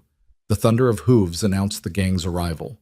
8 riders, as reported, rode into town with the arrogance of men who'd done this before. They split up with military precision, 4 heading toward the bank, 2 toward the assay office, 2 staying mounted as lookouts. Now! Ramsey's shout cracked like a whip. Gunfire erupted from a dozen positions, catching the outlaws completely by surprise. The 2 lookouts went down immediately, their horses rearing in panic. The men at the assay office dove for cover, returning fire wildly. The 4 at the bank tried to retreat but found themselves caught in a crossfire. One of the outlaws threw a torch through the bank's window, and flames immediately caught the interior. Smoke began billowing out as glass shattered from the heat. Fire! Someone shouted. The bank's on fire! Half the defenders broke position to fight the flames, and the outlaws used the chaos to make their move. 3 of them rushed the sheriff's office, laying down covering fire. Rowan took down one, Clara hit another in the leg, but the third burst through the door, his gun sweeping the room. Time seemed to slow. Rowan saw the outlaw's gun swing toward Clara, saw his finger tightening on the trigger. He threw himself in front of her without thinking, without hesitation, his only thought to protect her at any cost. The bullet hit him high in the chest, spinning him backward. He heard Clara scream, heard the boom of her rifle as she shot the outlaw point blank, heard bodies hitting the floor. Then everything went dark.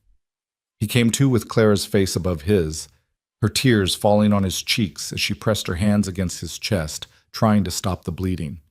"Don't you dare," she was saying, her voice breaking. "Don't you dare leave me, Rowan Hale. Not now, not after everything." "Clara," his voice was weak, distant. "Save your strength. Doc Morrison's coming. You're going to be fine. You have to be fine." She was sobbing now, her blood-soaked hands trembling. "I love you. Do you hear me? I love you, and you don't get to leave me." Rowan tried to speak, to tell her he loved her too, but the darkness was pulling him under again. The last thing he saw was her face, fierce and terrified and beautiful, and he thought that if he had to die, at least it was protecting her. At least it meant something. The darkness that claimed Rowan was neither peaceful nor complete. He floated in and out of consciousness, catching fragments of sound and sensation like a drowning man grasping at driftwood. Clara's voice, hoarse from crying, begging him to hold on. Doc Morrison's gruff commands as he worked to extract the bullet. The acrid smell of gunpowder mixed with blood, pain sharp and all-consuming that made him want to surrender to the void. But every time he started to slip away, Clara's hand would tighten around his, and he'd force himself back toward the light. "Bullet went clean through," he heard Morrison say from somewhere far away. "Missed the lung by half an inch. Lucky son of a bitch, pardon my language, miss. But he's lost a lot of blood. Next few hours will tell the tale." "He's going to make it!" Clara's voice was fierce, absolute. "He has to make it!" Time became meaningless. Sometimes Rowan opened his eyes to find Clara sitting beside him, her face pale with exhaustion, dark circles under her eyes. Other times he woke to find the room empty except for the soft glow of lamplight. Once he surfaced to hear Mary Henderson arguing with Clara about something, their voices muted but insistent.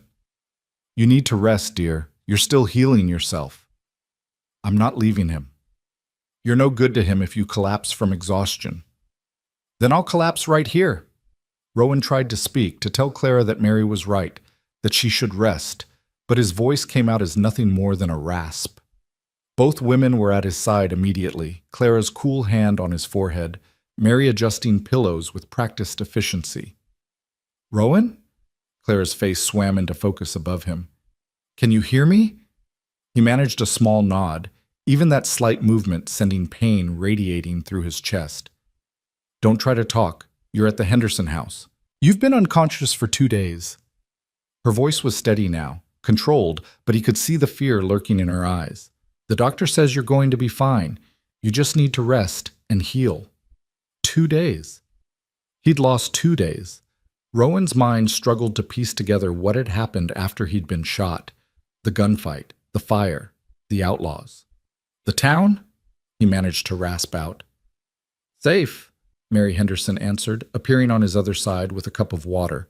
"The gang's been dealt with. 5 dead, 3 captured. Sheriff Ramsey was wounded, but he'll recover. We lost 2 men, old Pete Sorensen and young Billy Crawford. The bank's damaged from the fire, but they saved most of it." Rowan felt relief wash through him. The town had survived. Clara had survived. That was what mattered. "You saved my life," Clara said softly. "That bullet was meant for me. You threw yourself in front of it without hesitation." He wanted to tell her that of course he had, that he'd do it again without question, that protecting her was as natural as breathing. But the words wouldn't come, exhaustion pulling at him like a riptide. "Rest now," Clara whispered, her lips brushing his forehead. "I'll be right here when you wake up." The next time Rowan surfaced, sunlight was streaming through the window, suggesting at least another day had passed. His chest still ached, but the pain was more manageable now, less like being stabbed with hot iron and more like deep, constant pressure. He turned his head carefully and found Clara asleep in the chair beside his bed, her head pillowed on her arms on the edge of the mattress, one hand still clutching his. She looked exhausted, dark smudges under her eyes, her hair escaping its pins and messy tendrils. Her dress was the same one she'd been wearing during the gunfight. He could see the blood stains on the sleeves. His blood, most likely. How long had she been sitting there? How much had she neglected her own recovery to watch over his? Rowan carefully extracted his hand from hers and managed to brush a strand of hair from her face. The gentle touch woke her immediately, her head snapping up, eyes wide with alarm before focusing on him. "You're awake. Really awake." She leaned forward, searching his face. "How do you feel?" "Like I got shot," Rowan said, his voice rough but stronger than before. "But alive. Thanks to you. Thanks to Doc Morrison. I just kept you from bleeding out until he got there."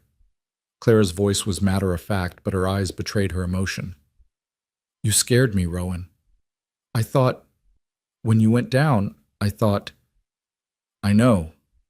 He reached for her hand again, lacing their fingers together. "I'm sorry. Don't apologize for saving my life, you stubborn fool." But she was smiling through the tears that suddenly spilled down her cheeks. "Though, if you ever do something like that again, I'll shoot you myself." "Fair enough." Rowan tried to sit up and immediately regretted it, gasping as pain lanced through his chest. "Stop that," Clara said sharply, pressing him back down. "Doctor's orders. You're to stay flat for at least another week. You tore some of the stitching when you tried to get up yesterday." "I don't remember trying to get up yesterday." "You were delirious with fever, kept saying you had to check on the cattle, that Martha needed you, that you had to protect me from something." Clara's voice softened. "You've been through hell, Rowan. Your body needs time to heal." A week flat on his back felt like torture, but Rowan recognized the futility of arguing with both Clara and his own body. He settled back against the pillows with a frustrated sigh. "Tell me what happened. After I got shot. I remember fragments, but nothing coherent." Clara took a breath, organizing her thoughts. "After you went down, I shot the man who'd shot you. Sheriff Ramsey and the others dealt with the remaining outlaws. There was a lot of gunfire, a lot of chaos. The fire brigade managed to save most of the bank, though the interior's pretty damaged. We lost Pete and Billy, and 3 other men were wounded, but it could have been much worse. And you, your injury, reopened some of the stitches during the fight. Doc Morrison wasn't pleased with either of us." She managed a weak smile. "We're quite a pair, both of us stubborn enough to fight when we should be healing." "Sounds about right." Rowan's eyes were growing heavy again despite having just woken up. "How long have you been sitting there?" "Don't worry about that, Clara. Since they brought you here, with breaks for necessities, before you start lecturing me." She squeezed his hand. "I couldn't leave you, Rowan. I needed to know you'd be all right." "I am all right. Or I will be." He fought against the exhaustion pulling at him. "But you need to take care of yourself too. Promise me you'll rest." "Proper rest. Not just sitting in a chair watching over me." "I'll rest when you're out of danger." "I'm out of danger now. Morrison said I'd be fine." "He said the next few hours would tell the tale. That was 2 days ago. We still have hours to account for." Clara's voice was stubborn, but Rowan could see the exhaustion etched into every line of her face. "Then compromise with me. Go sleep in a real bed for a few hours. Mary can sit with me. When you wake up, come back, and I promise I'll still be here." Clara looked like she wanted to argue, but a jaw-cracking yawn undermined her protest. Finally, she nodded. 4 hours. Then I'm coming back. Take 6. 4. 5, and that's my final offer." Despite everything, Clara laughed. "You're negotiating while flat on your back with a bullet wound. You really are the most stubborn man I've ever met." "Takes one to know one." She leaned down carefully, mindful of his injury, and kissed him softly. 5 hours. But if anything changes, Mary wakes me immediately." "Deal." Mary Henderson appeared as if summoned, took one look at Clara's exhausted face, and practically marched her out of the room. Rowan heard their voices fading down the hallway, Mary's scolding and Clara's weak protests, and felt himself smile despite the pain. He slept again, deeper this time, his body finally believing it was safe enough to truly rest. When he woke, true to her word, Clara was back in the chair beside him, but this time she looked more rested, her face cleaner, her dress changed. She was reading a book, her lips moving slightly as she followed the words, and Rowan took a moment just to watch her, marveling at how this woman had become so essential to his existence in such a short time. "You're staring," Clara said without looking up from her book. "How did you know I was awake?" "Your breathing changed." She closed the book and met his eyes, a soft smile playing at her lips. "How are you feeling?" "Better. Sore, but better." It was true. The fog in his mind had cleared considerably, and while his chest ached, the pain was manageable. "What are you reading?" "Shakespeare. The Hendersons have an impressive library." Clara held up the volume. "The Tempest. Seemed appropriate given recent events. We've certainly been through our own storm." "Read to me?" "You want me to read Shakespeare to you?" Clara's eyebrows rose. "I didn't take you for a poetry man." "I'm not, usually, but I like your voice." Rowan felt heat creep up his neck at the admission. "And it'll keep my mind off the pain." Clara's expression softened into something tender and warm. "All right then. But I warn you, I do all the character voices." She read to him for over an hour, her voice rising and falling with the rhythm of the verse, occasionally breaking into different tones for different characters.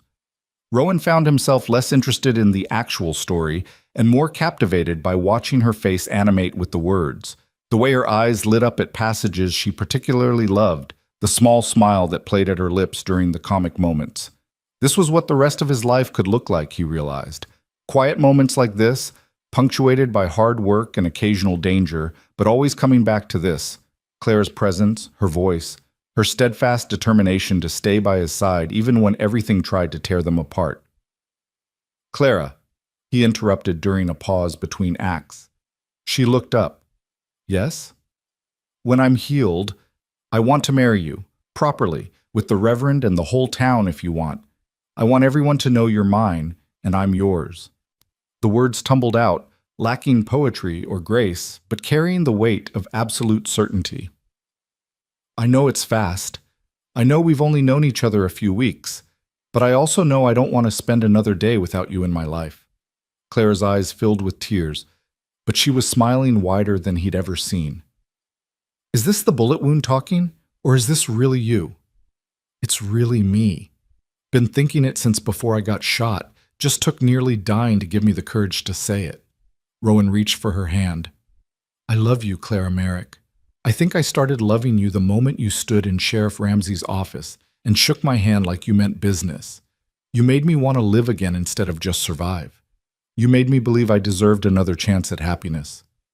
"Rowan," Clara's voice broke, tears spilling freely now. "I love you too. So much it terrifies me. And yes, I'll marry you. I'll marry you tomorrow, if Doc Morrison would allow it, which he won't. So I'll marry you the moment you're healed enough to stand before the Reverend without falling over." "That's all I need to hear." Rowan pulled her hand to his lips, kissing her knuckles gently.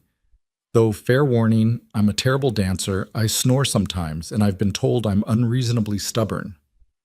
"Good thing I'm unreasonably stubborn too, then. We'll balance each other out." Clara wiped her eyes with her free hand. "And I don't care about dancing. I care about building a life with you, about turning that ranch into a real home, about maybe getting those horses I mentioned, and filling that house with more than just silence and ghosts." "Children?" Rowan asked carefully, not sure if the topic was too much too soon. Clara's smile turned soft and hopeful. "Someday, when we're both ready, when we've had time to be just us for a while." She paused. "Would you want that? I know you lost a daughter." "I did. And for a long time I thought wanting another child would be betraying her memory somehow. But you were right about what you said before. The people we lost would want us to live fully. And I think Sarah would want me to be a father again, to love again. Not to replace her, but to honor her by not letting fear stop me from living." "Sarah," Claire repeated softly. "That was her name?" "Yeah.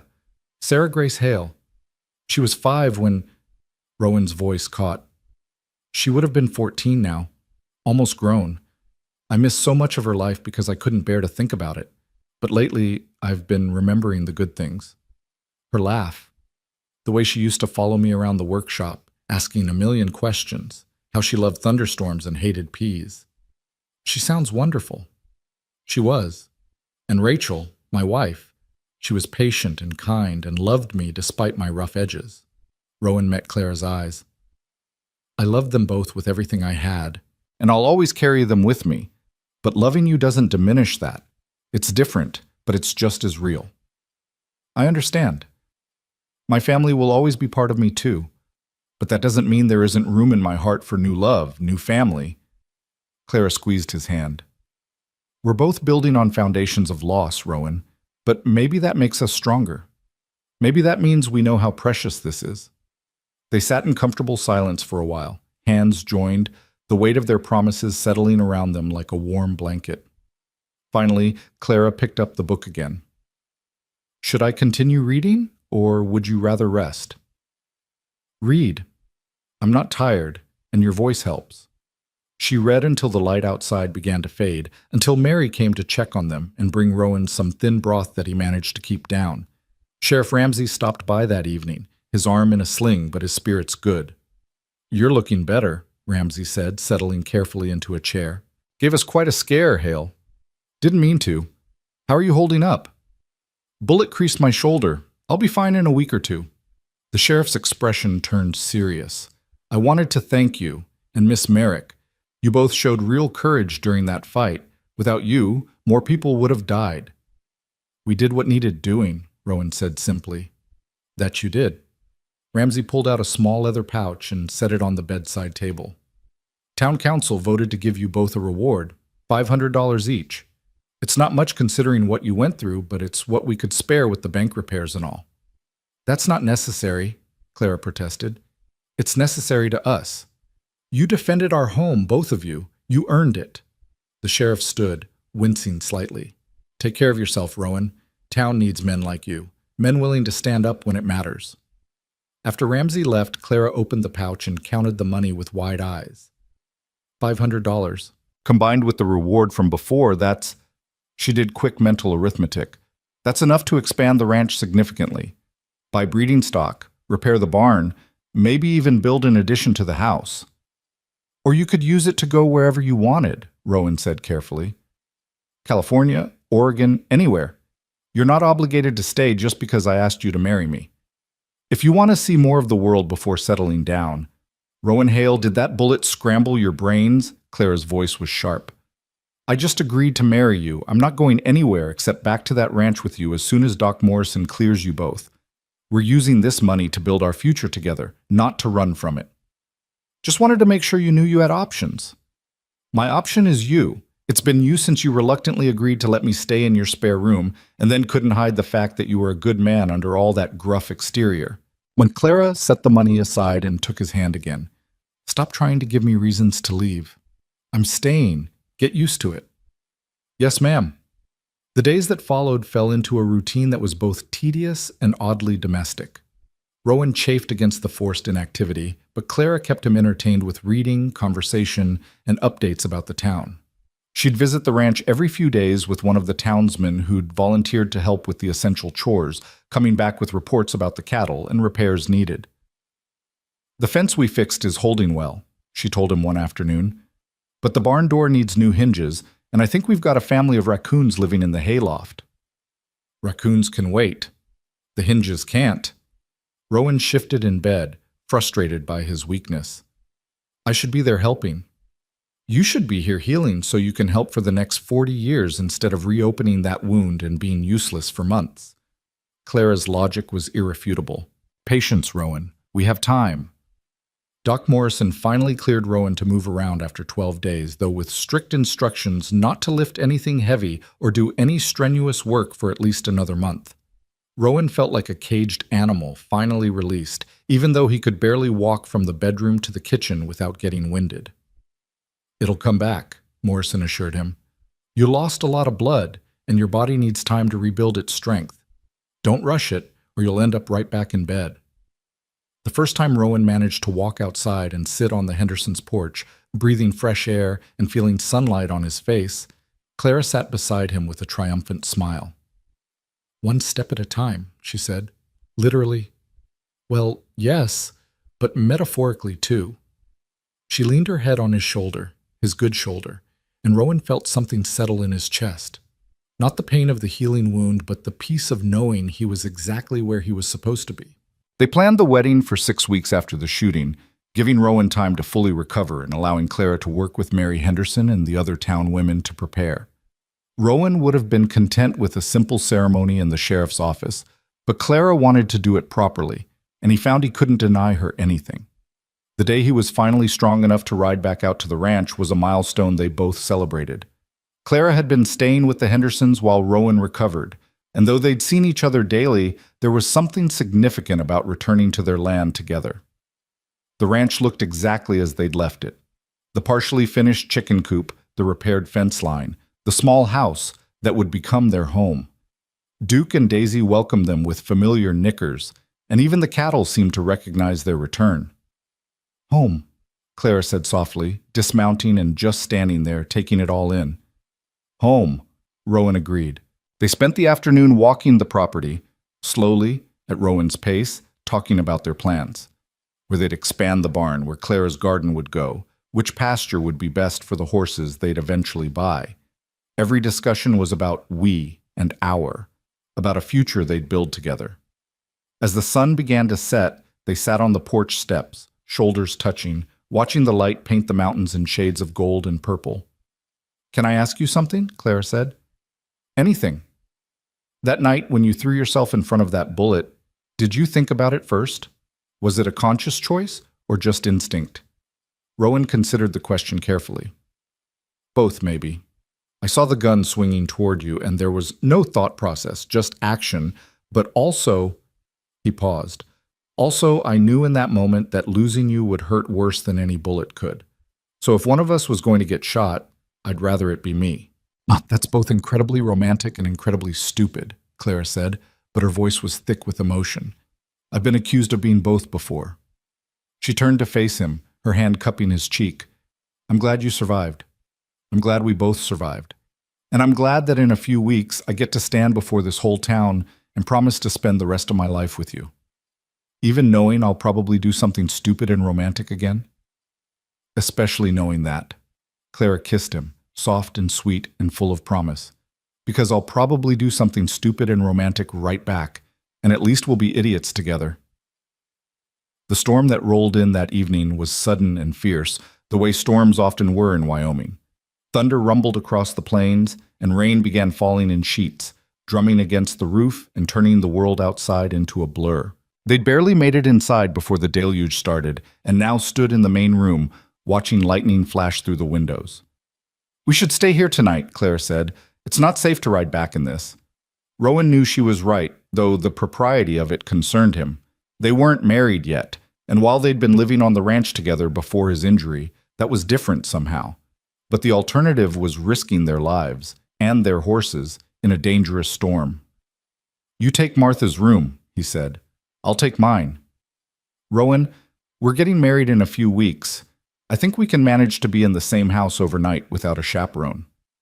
It's not about capability. It's about doing things right by you." Clara's expression softened. "You're a good man, Rowan Hale, but I trust you, and I trust myself.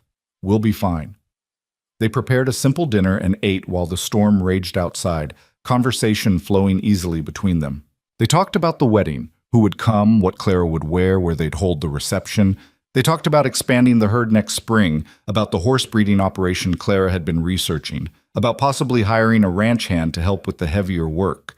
Every topic circled back to the same theme, building a life together. Making plans that extended years into the future, as if they had all the time in the world to make them real. After dinner, they sat in the main room, a fire crackling in the hearth to ward off the chill brought by the rain. Clara had brought her Shakespeare volume, and she read aloud while Rowan whittled a piece of wood. Doctor's orders included keeping his hands active to maintain strength and dexterity. "What are you making?" Clara asked during a pause. "Not sure yet. Maybe a figurine for your garden. Maybe just practicing." He turned the wood in his hands. "I used to do this all the time, back when I was a carpenter. Haven't had the patience for it in years." "What changed?" "You." He met her eyes. "You make me want to create again instead of just maintain. Make me want to build things that last." Clara set the book aside and moved closer, settling beside him and watching his hands work the wood with practiced ease. The intimacy of the moment, the quiet domesticity of it, felt more significant than any grand gesture could have. "I never thought I'd have this," she said softly. "After my brother died, after I sold the farm, I thought the best I could hope for was survival. Maybe find work somewhere, live a quiet, lonely life, and try not to think too hard about everything I'd lost. What changed for you?" "You." She smiled at throwing his word back at him.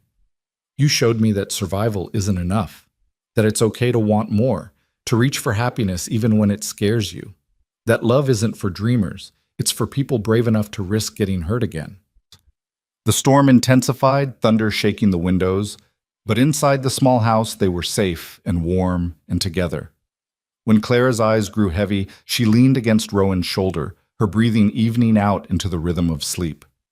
Rowan set aside his whittling and just sat there, holding her, feeling the steady rise and fall of her breath against his side. This moment, this quiet, perfect moment, was worth every loss he'd endured to get here, worth the pain, the grief, the years of loneliness, because it led him to her. Clara stirred against him, murmuring something unintelligible but not waking. Rowan carefully adjusted his position so she'd be more comfortable, mindful of both their healing injuries. The fire burned low, casting dancing shadows across the room, and outside the storm raged on. But inside, there was only peace, only the promise of tomorrow and the day after, and all the days stretching out before them like an unwritten story waiting to be lived. When Clara woke the next morning, she was still curled against Rowan's side, his arm wrapped protectively around her shoulders. Soft dawn light filtered through the windows, and the storm had passed, leaving the world outside washed clean and new. For a moment, she lay perfectly still, not wanting to disturb this peace, this sense of rightness that felt almost too precious to be real. But Rowan was already awake, his thumb tracing absent circles on her shoulder, his breathing steady and calm. "Morning," he murmured when she stirred. "Morning." Clara sat up slowly, her side pulling with the movement, a reminder that she too was still healing. "I fell asleep on you. I'm sorry." "Don't be. It was perfect." Rowan's voice was rough with sleep but warm with contentment. "Best night's sleep I've had in years, actually. Having you here, knowing you're safe, I slept better than I have since before the shooting." Clara studied his face in the morning light. The lines around his eyes seemed softer somehow. The perpetual tension in his jaw relaxed. He looked younger, more at peace, more like the man he might have been if loss hadn't carved him into something harder. "We should probably head back to town," she said reluctantly. "People will talk if we're not back soon." "Let them talk. We're getting married in a few weeks anyway." But Rowan stood, stretching carefully, testing the limits of his healing wound. "Though you're right, no sense causing scandal before we need to." They made breakfast together, moving around the small kitchen with an ease that spoke of growing familiarity. Clara scrambled eggs while Rowan made coffee, their movements synchronized like a dance they'd been practicing for years rather than weeks. It felt like a glimpse of their future. Thousands of mornings just like this one, building a life one quiet moment at a time. The ride back to Pine Hollow was leisurely, both of them reluctant to return to the reality of town and other people after their peaceful night alone. The land sparkled from the rain, every blade of grass jeweled with water droplets, the air crisp and clean.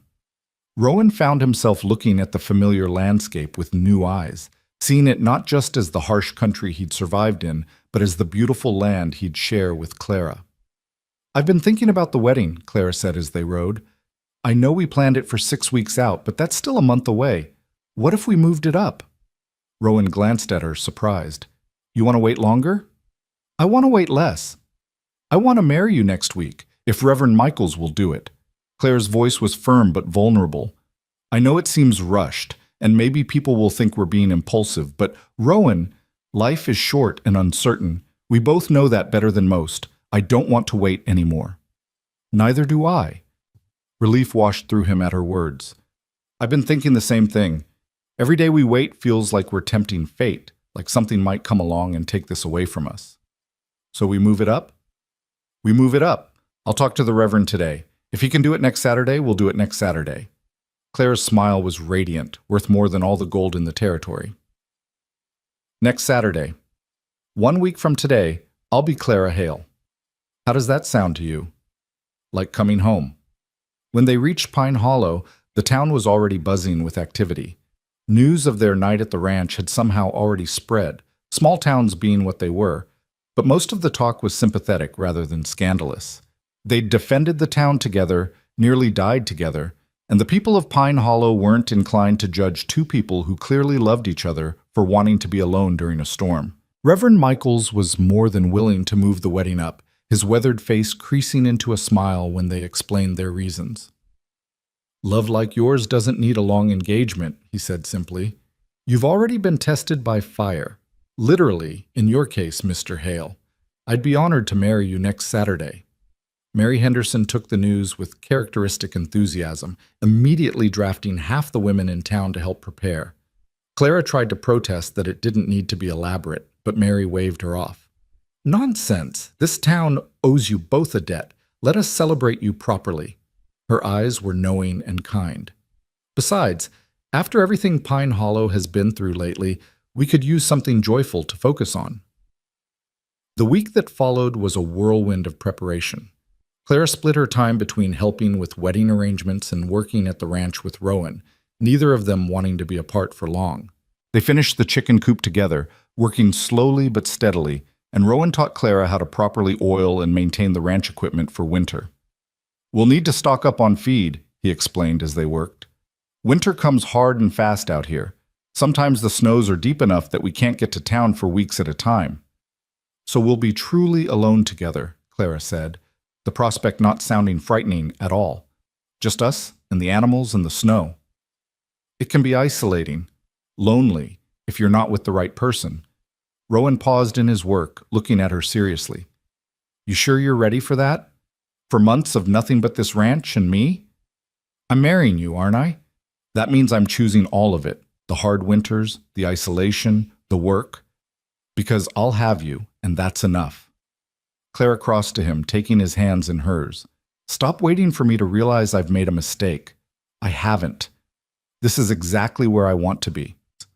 On Wednesday, 3 days before the wedding, a rider came to the ranch with news that made Rowan's blood run cold. Sheriff Ramsey wanted to see them both immediately. There'd been a development in the outlaw gang situation. They rode to town with growing apprehension, finding Ramsey in his office with a man Rowan didn't recognize. The stranger was tall and lean, with a U.S. Marshal's badge pinned to his vest and the hard eyes of someone who'd seen the worst humanity had to offer. "Rowan, Clara, this is Marshal Webb," Ramsey said. "He's been tracking the gang that hit our town. Turns out they were part of a larger operation than we knew." Webb nodded in greeting, his expression grave. "The men you captured and killed were members of the Barlow gang. They've been operating across 3 territories for the past 2 years. The leader, Silas Barlow, is still at large, and according to our intelligence, he's been gathering what's left of his men." "For what purpose?" Clara asked, though Rowan suspected she already knew the answer. "Revenge. His brother was one of the men killed in the bank raid. He's sworn to make Pine Hollow pay, particularly the two of you." Webb's gaze moved between them. "I'm here to offer you protective custody until we can apprehend him." "Protective custody means leaving," Rowan said flatly. "Leaving the ranch? Leaving the town." "How long?" "Could be weeks, could be months. Barlow's smart and careful. He won't move until he's sure he can succeed." Clara and Rowan exchanged a long look, an entire conversation passing between them in silence. Then Clara turned back to the marshal. "Thank you for the offer, but we're staying. We have a wedding on Saturday, and we're not letting some outlaw dictate our lives." "Ma'am, I understand your desire to stay, but this man is dangerous. He's killed at least 12 people that we know of, and he's not going to stop until he gets what he wants."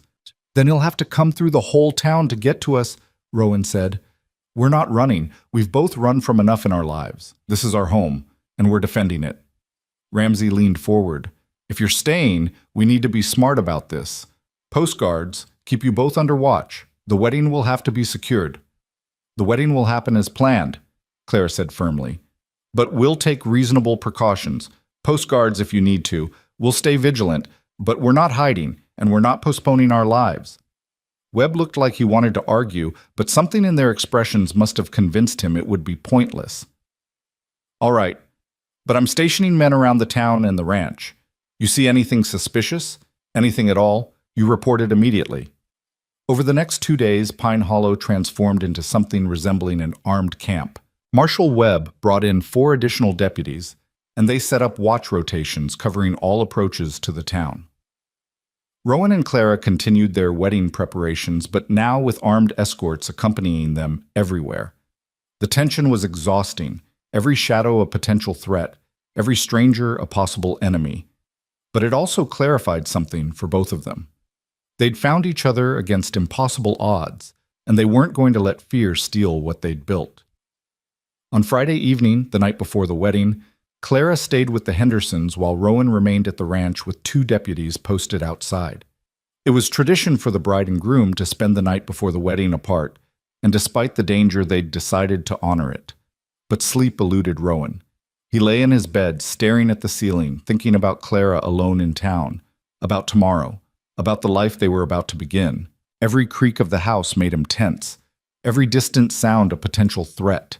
The deputies were capable men, but Rowan had learned the hard way that capable wasn't always enough. Around midnight, a knock at the door brought him instantly alert, gun in hand. But it was just one of the deputies, his face apologetic in the lamplight. "Sorry to disturb you, Mr. Hale. Marshal Webb wanted me to report that they caught someone watching Miss Merrick's window at the Henderson house. Turned out to be young Danny Sykes, Harker's cousin, the one who helped him escape. He broke out of jail 2 days ago, and we didn't even know he was gone." Rowan's blood ran cold. "Is Clara all right?" "She's fine. Webb has her under close guard. The kid's back in custody, and he's talking. Says Barlow is planning to hit during the wedding tomorrow. Figures that's when everyone will be gathered in one place, when you and Miss Merrick will be most vulnerable. So we cancel the wedding." Webb says that might be exactly what Barlow wants, to keep you on edge indefinitely, waiting for an attack that might never come, or that comes when you finally let your guard down. The deputy shifted uncomfortably. "He's suggesting we use the wedding as bait. Bring Barlow in, end this once and for all." Rowan felt fury and fear war in his chest. He wants to use Clara as bait? He wants to use both of you as bait, but with the whole town on alert, with every deputy and capable man armed and ready, he thinks we can protect you while drawing Barlow out. It was a risk, a terrible, dangerous risk, but the alternative was living in fear indefinitely, always looking over their shoulders, never knowing when the threat would materialize. Rowan thought about Clara, about the life they wanted to build, and he knew what she'd say. "I need to talk to Clara, first thing in the morning, before we decide anything." "Marshall figured you'd say that. He'll bring her here at dawn." True to his word, Webb arrived with Clara as the sun was rising, her face pale but determined. The moment she saw Rowan, she went to him, and they held each other for a long moment before turning to face the marshal together. "You've heard the plan?" Webb asked. "We've heard it," Clara said. "And we're doing it.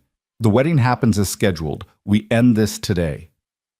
"Clara, if something goes wrong, then something goes wrong. But Rowan, I'm not living the rest of my life in fear. I won't let this man steal our joy, our future, our wedding day." Her voice was fierce.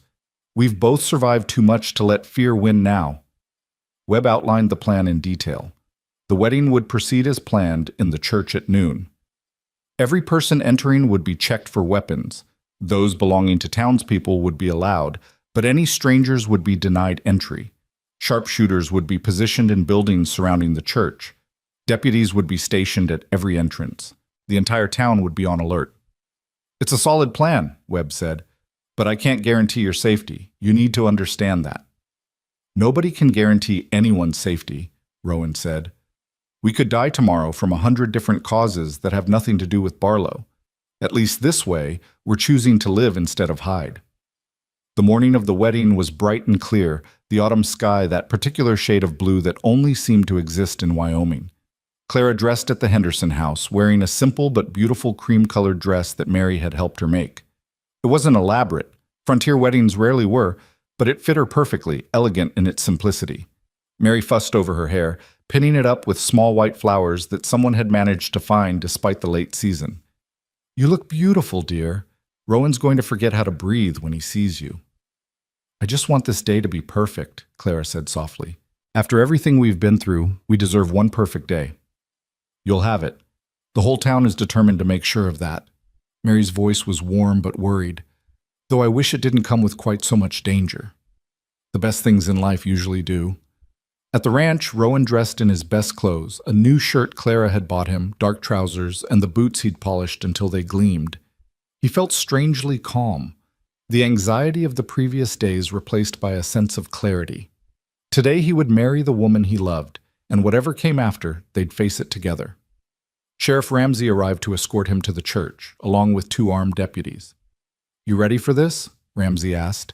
"More ready than I've been for anything in 9 years." The church was already filling with people when they arrived. It seemed like the entire town had turned out, along with folks from neighboring ranches who'd heard about the wedding.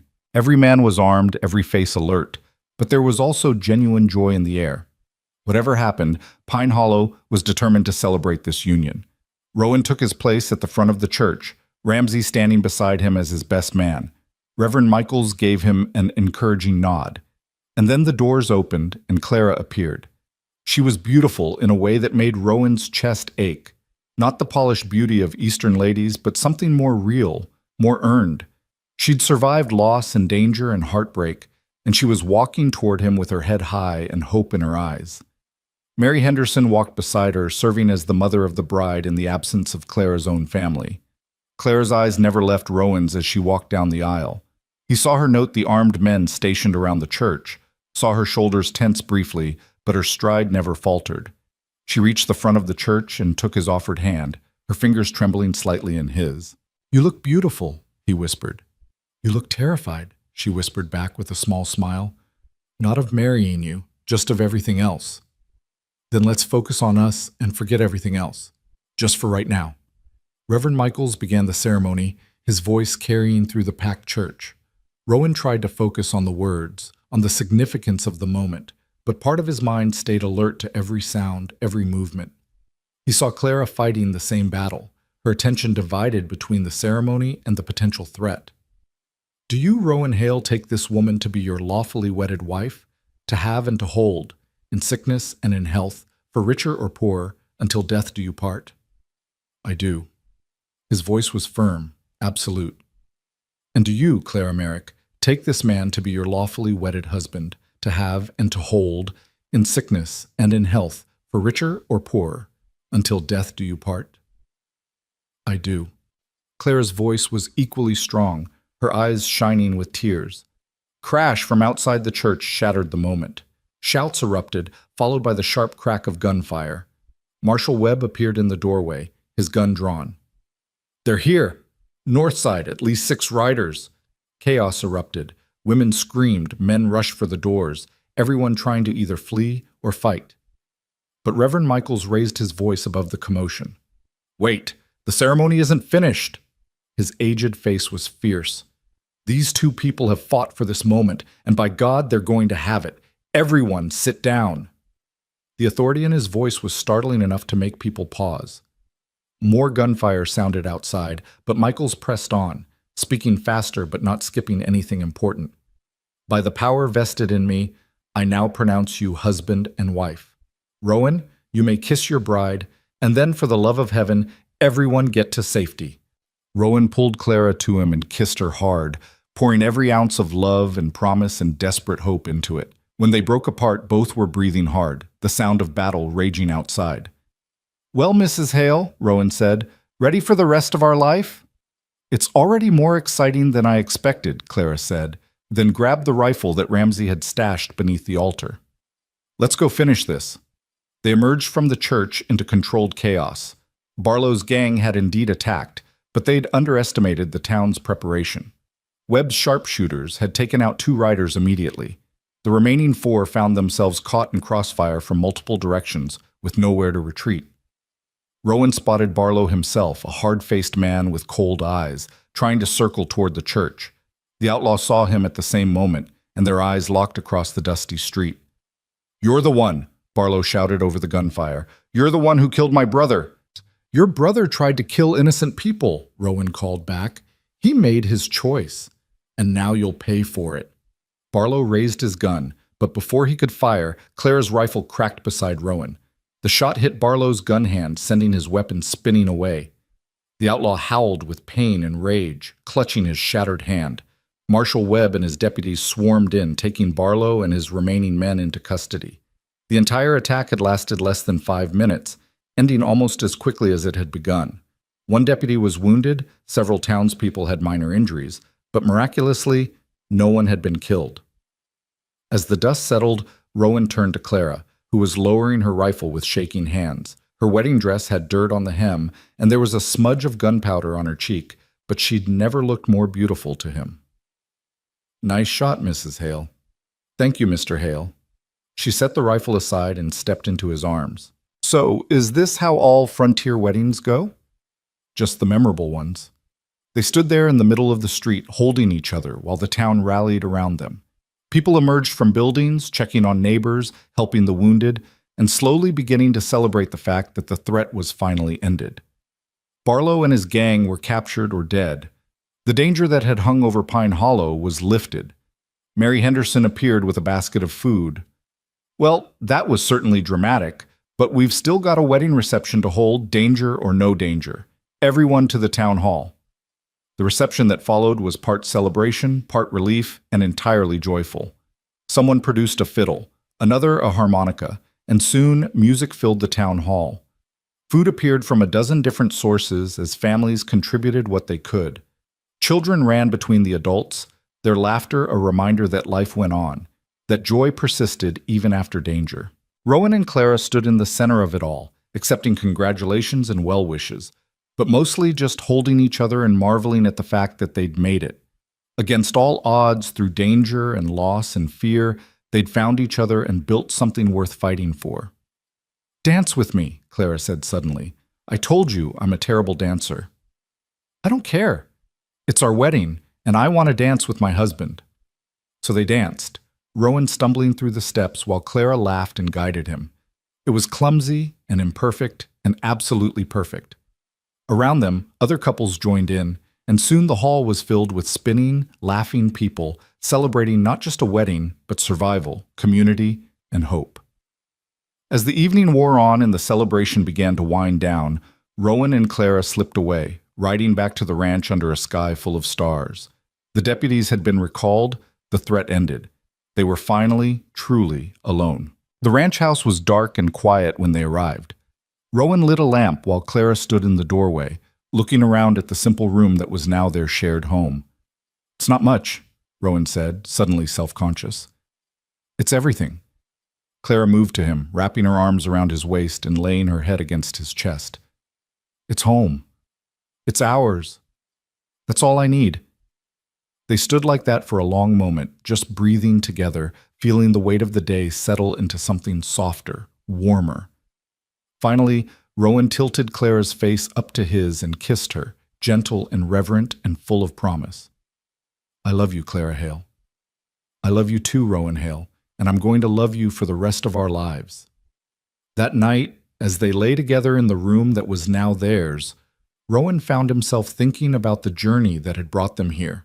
The loss, the pain, the years of loneliness, the way Clara had crashed into his life and refused to let him hide anymore. The courage it had taken for both of them to reach for happiness after so much grief. "What are you thinking about?" Clara murmured, her head pillowed on his shoulder. "About how I thought love was for dreamers, for people who hadn't learned how cruel life could be." Rowan's arm tightened around her. "But I was wrong. Love isn't for dreamers. It's for survivors. For people brave enough to keep reaching for happiness, even when they know how much it can hurt. We are survivors, aren't we?" Clara's voice was thoughtful. "We survived loss, we survived danger, and now we get to survive the hard work of building a life together. Is that what you want? A life here, with me, doing the hard work? Every single day." She lifted her head to look at him, her eyes serious in the lamplight.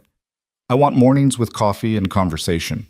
I want to work beside you in the summer heat and sit by the fire with you in the winter cold.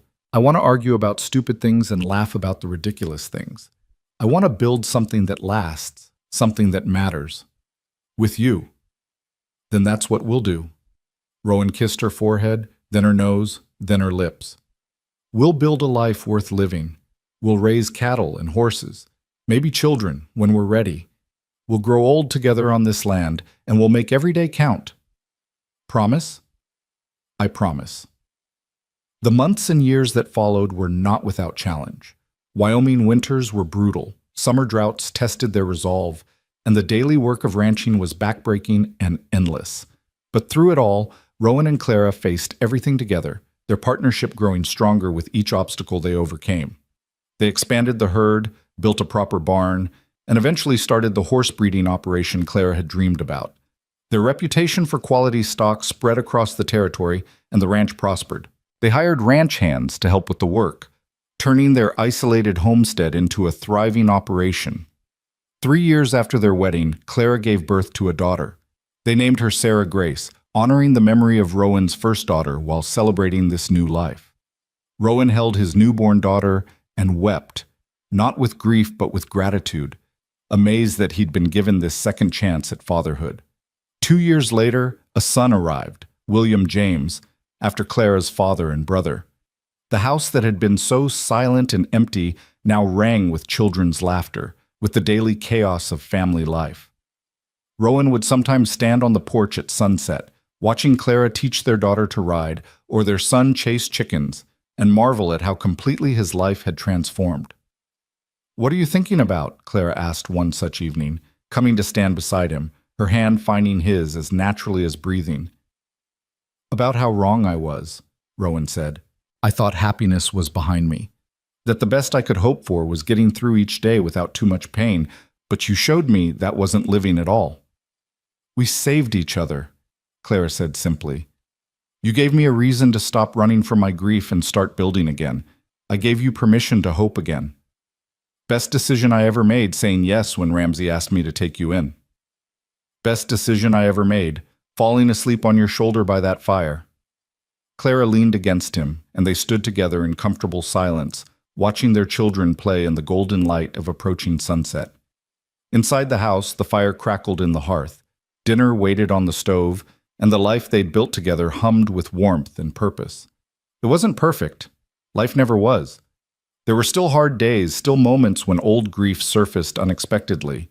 But there was also joy, deep and abiding, earned through survival and choice and the courage to love again. The cowboy who had thought love was for dreamers had learned that love was actually for fighters, for people stubborn enough to reach for happiness even when the world tried to convince them they didn't deserve it, for survivors who refused to let loss define them, who chose to honor the dead by living fully rather than merely existing.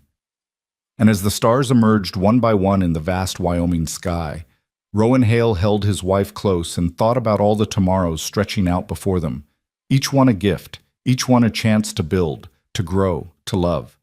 Each one proof that happiness wasn't for dreamers. It was for people brave enough to fight for it, to defend it, to choose it every single day. The frontier was still hard, still unforgiving, still demanded everything from those who chose to make their lives there. But standing on his porch with Clara's hand in his, and their children's laughter floating on the evening breeze, Rowan finally understood that some things were worth every hardship, every sacrifice, every moment of fear.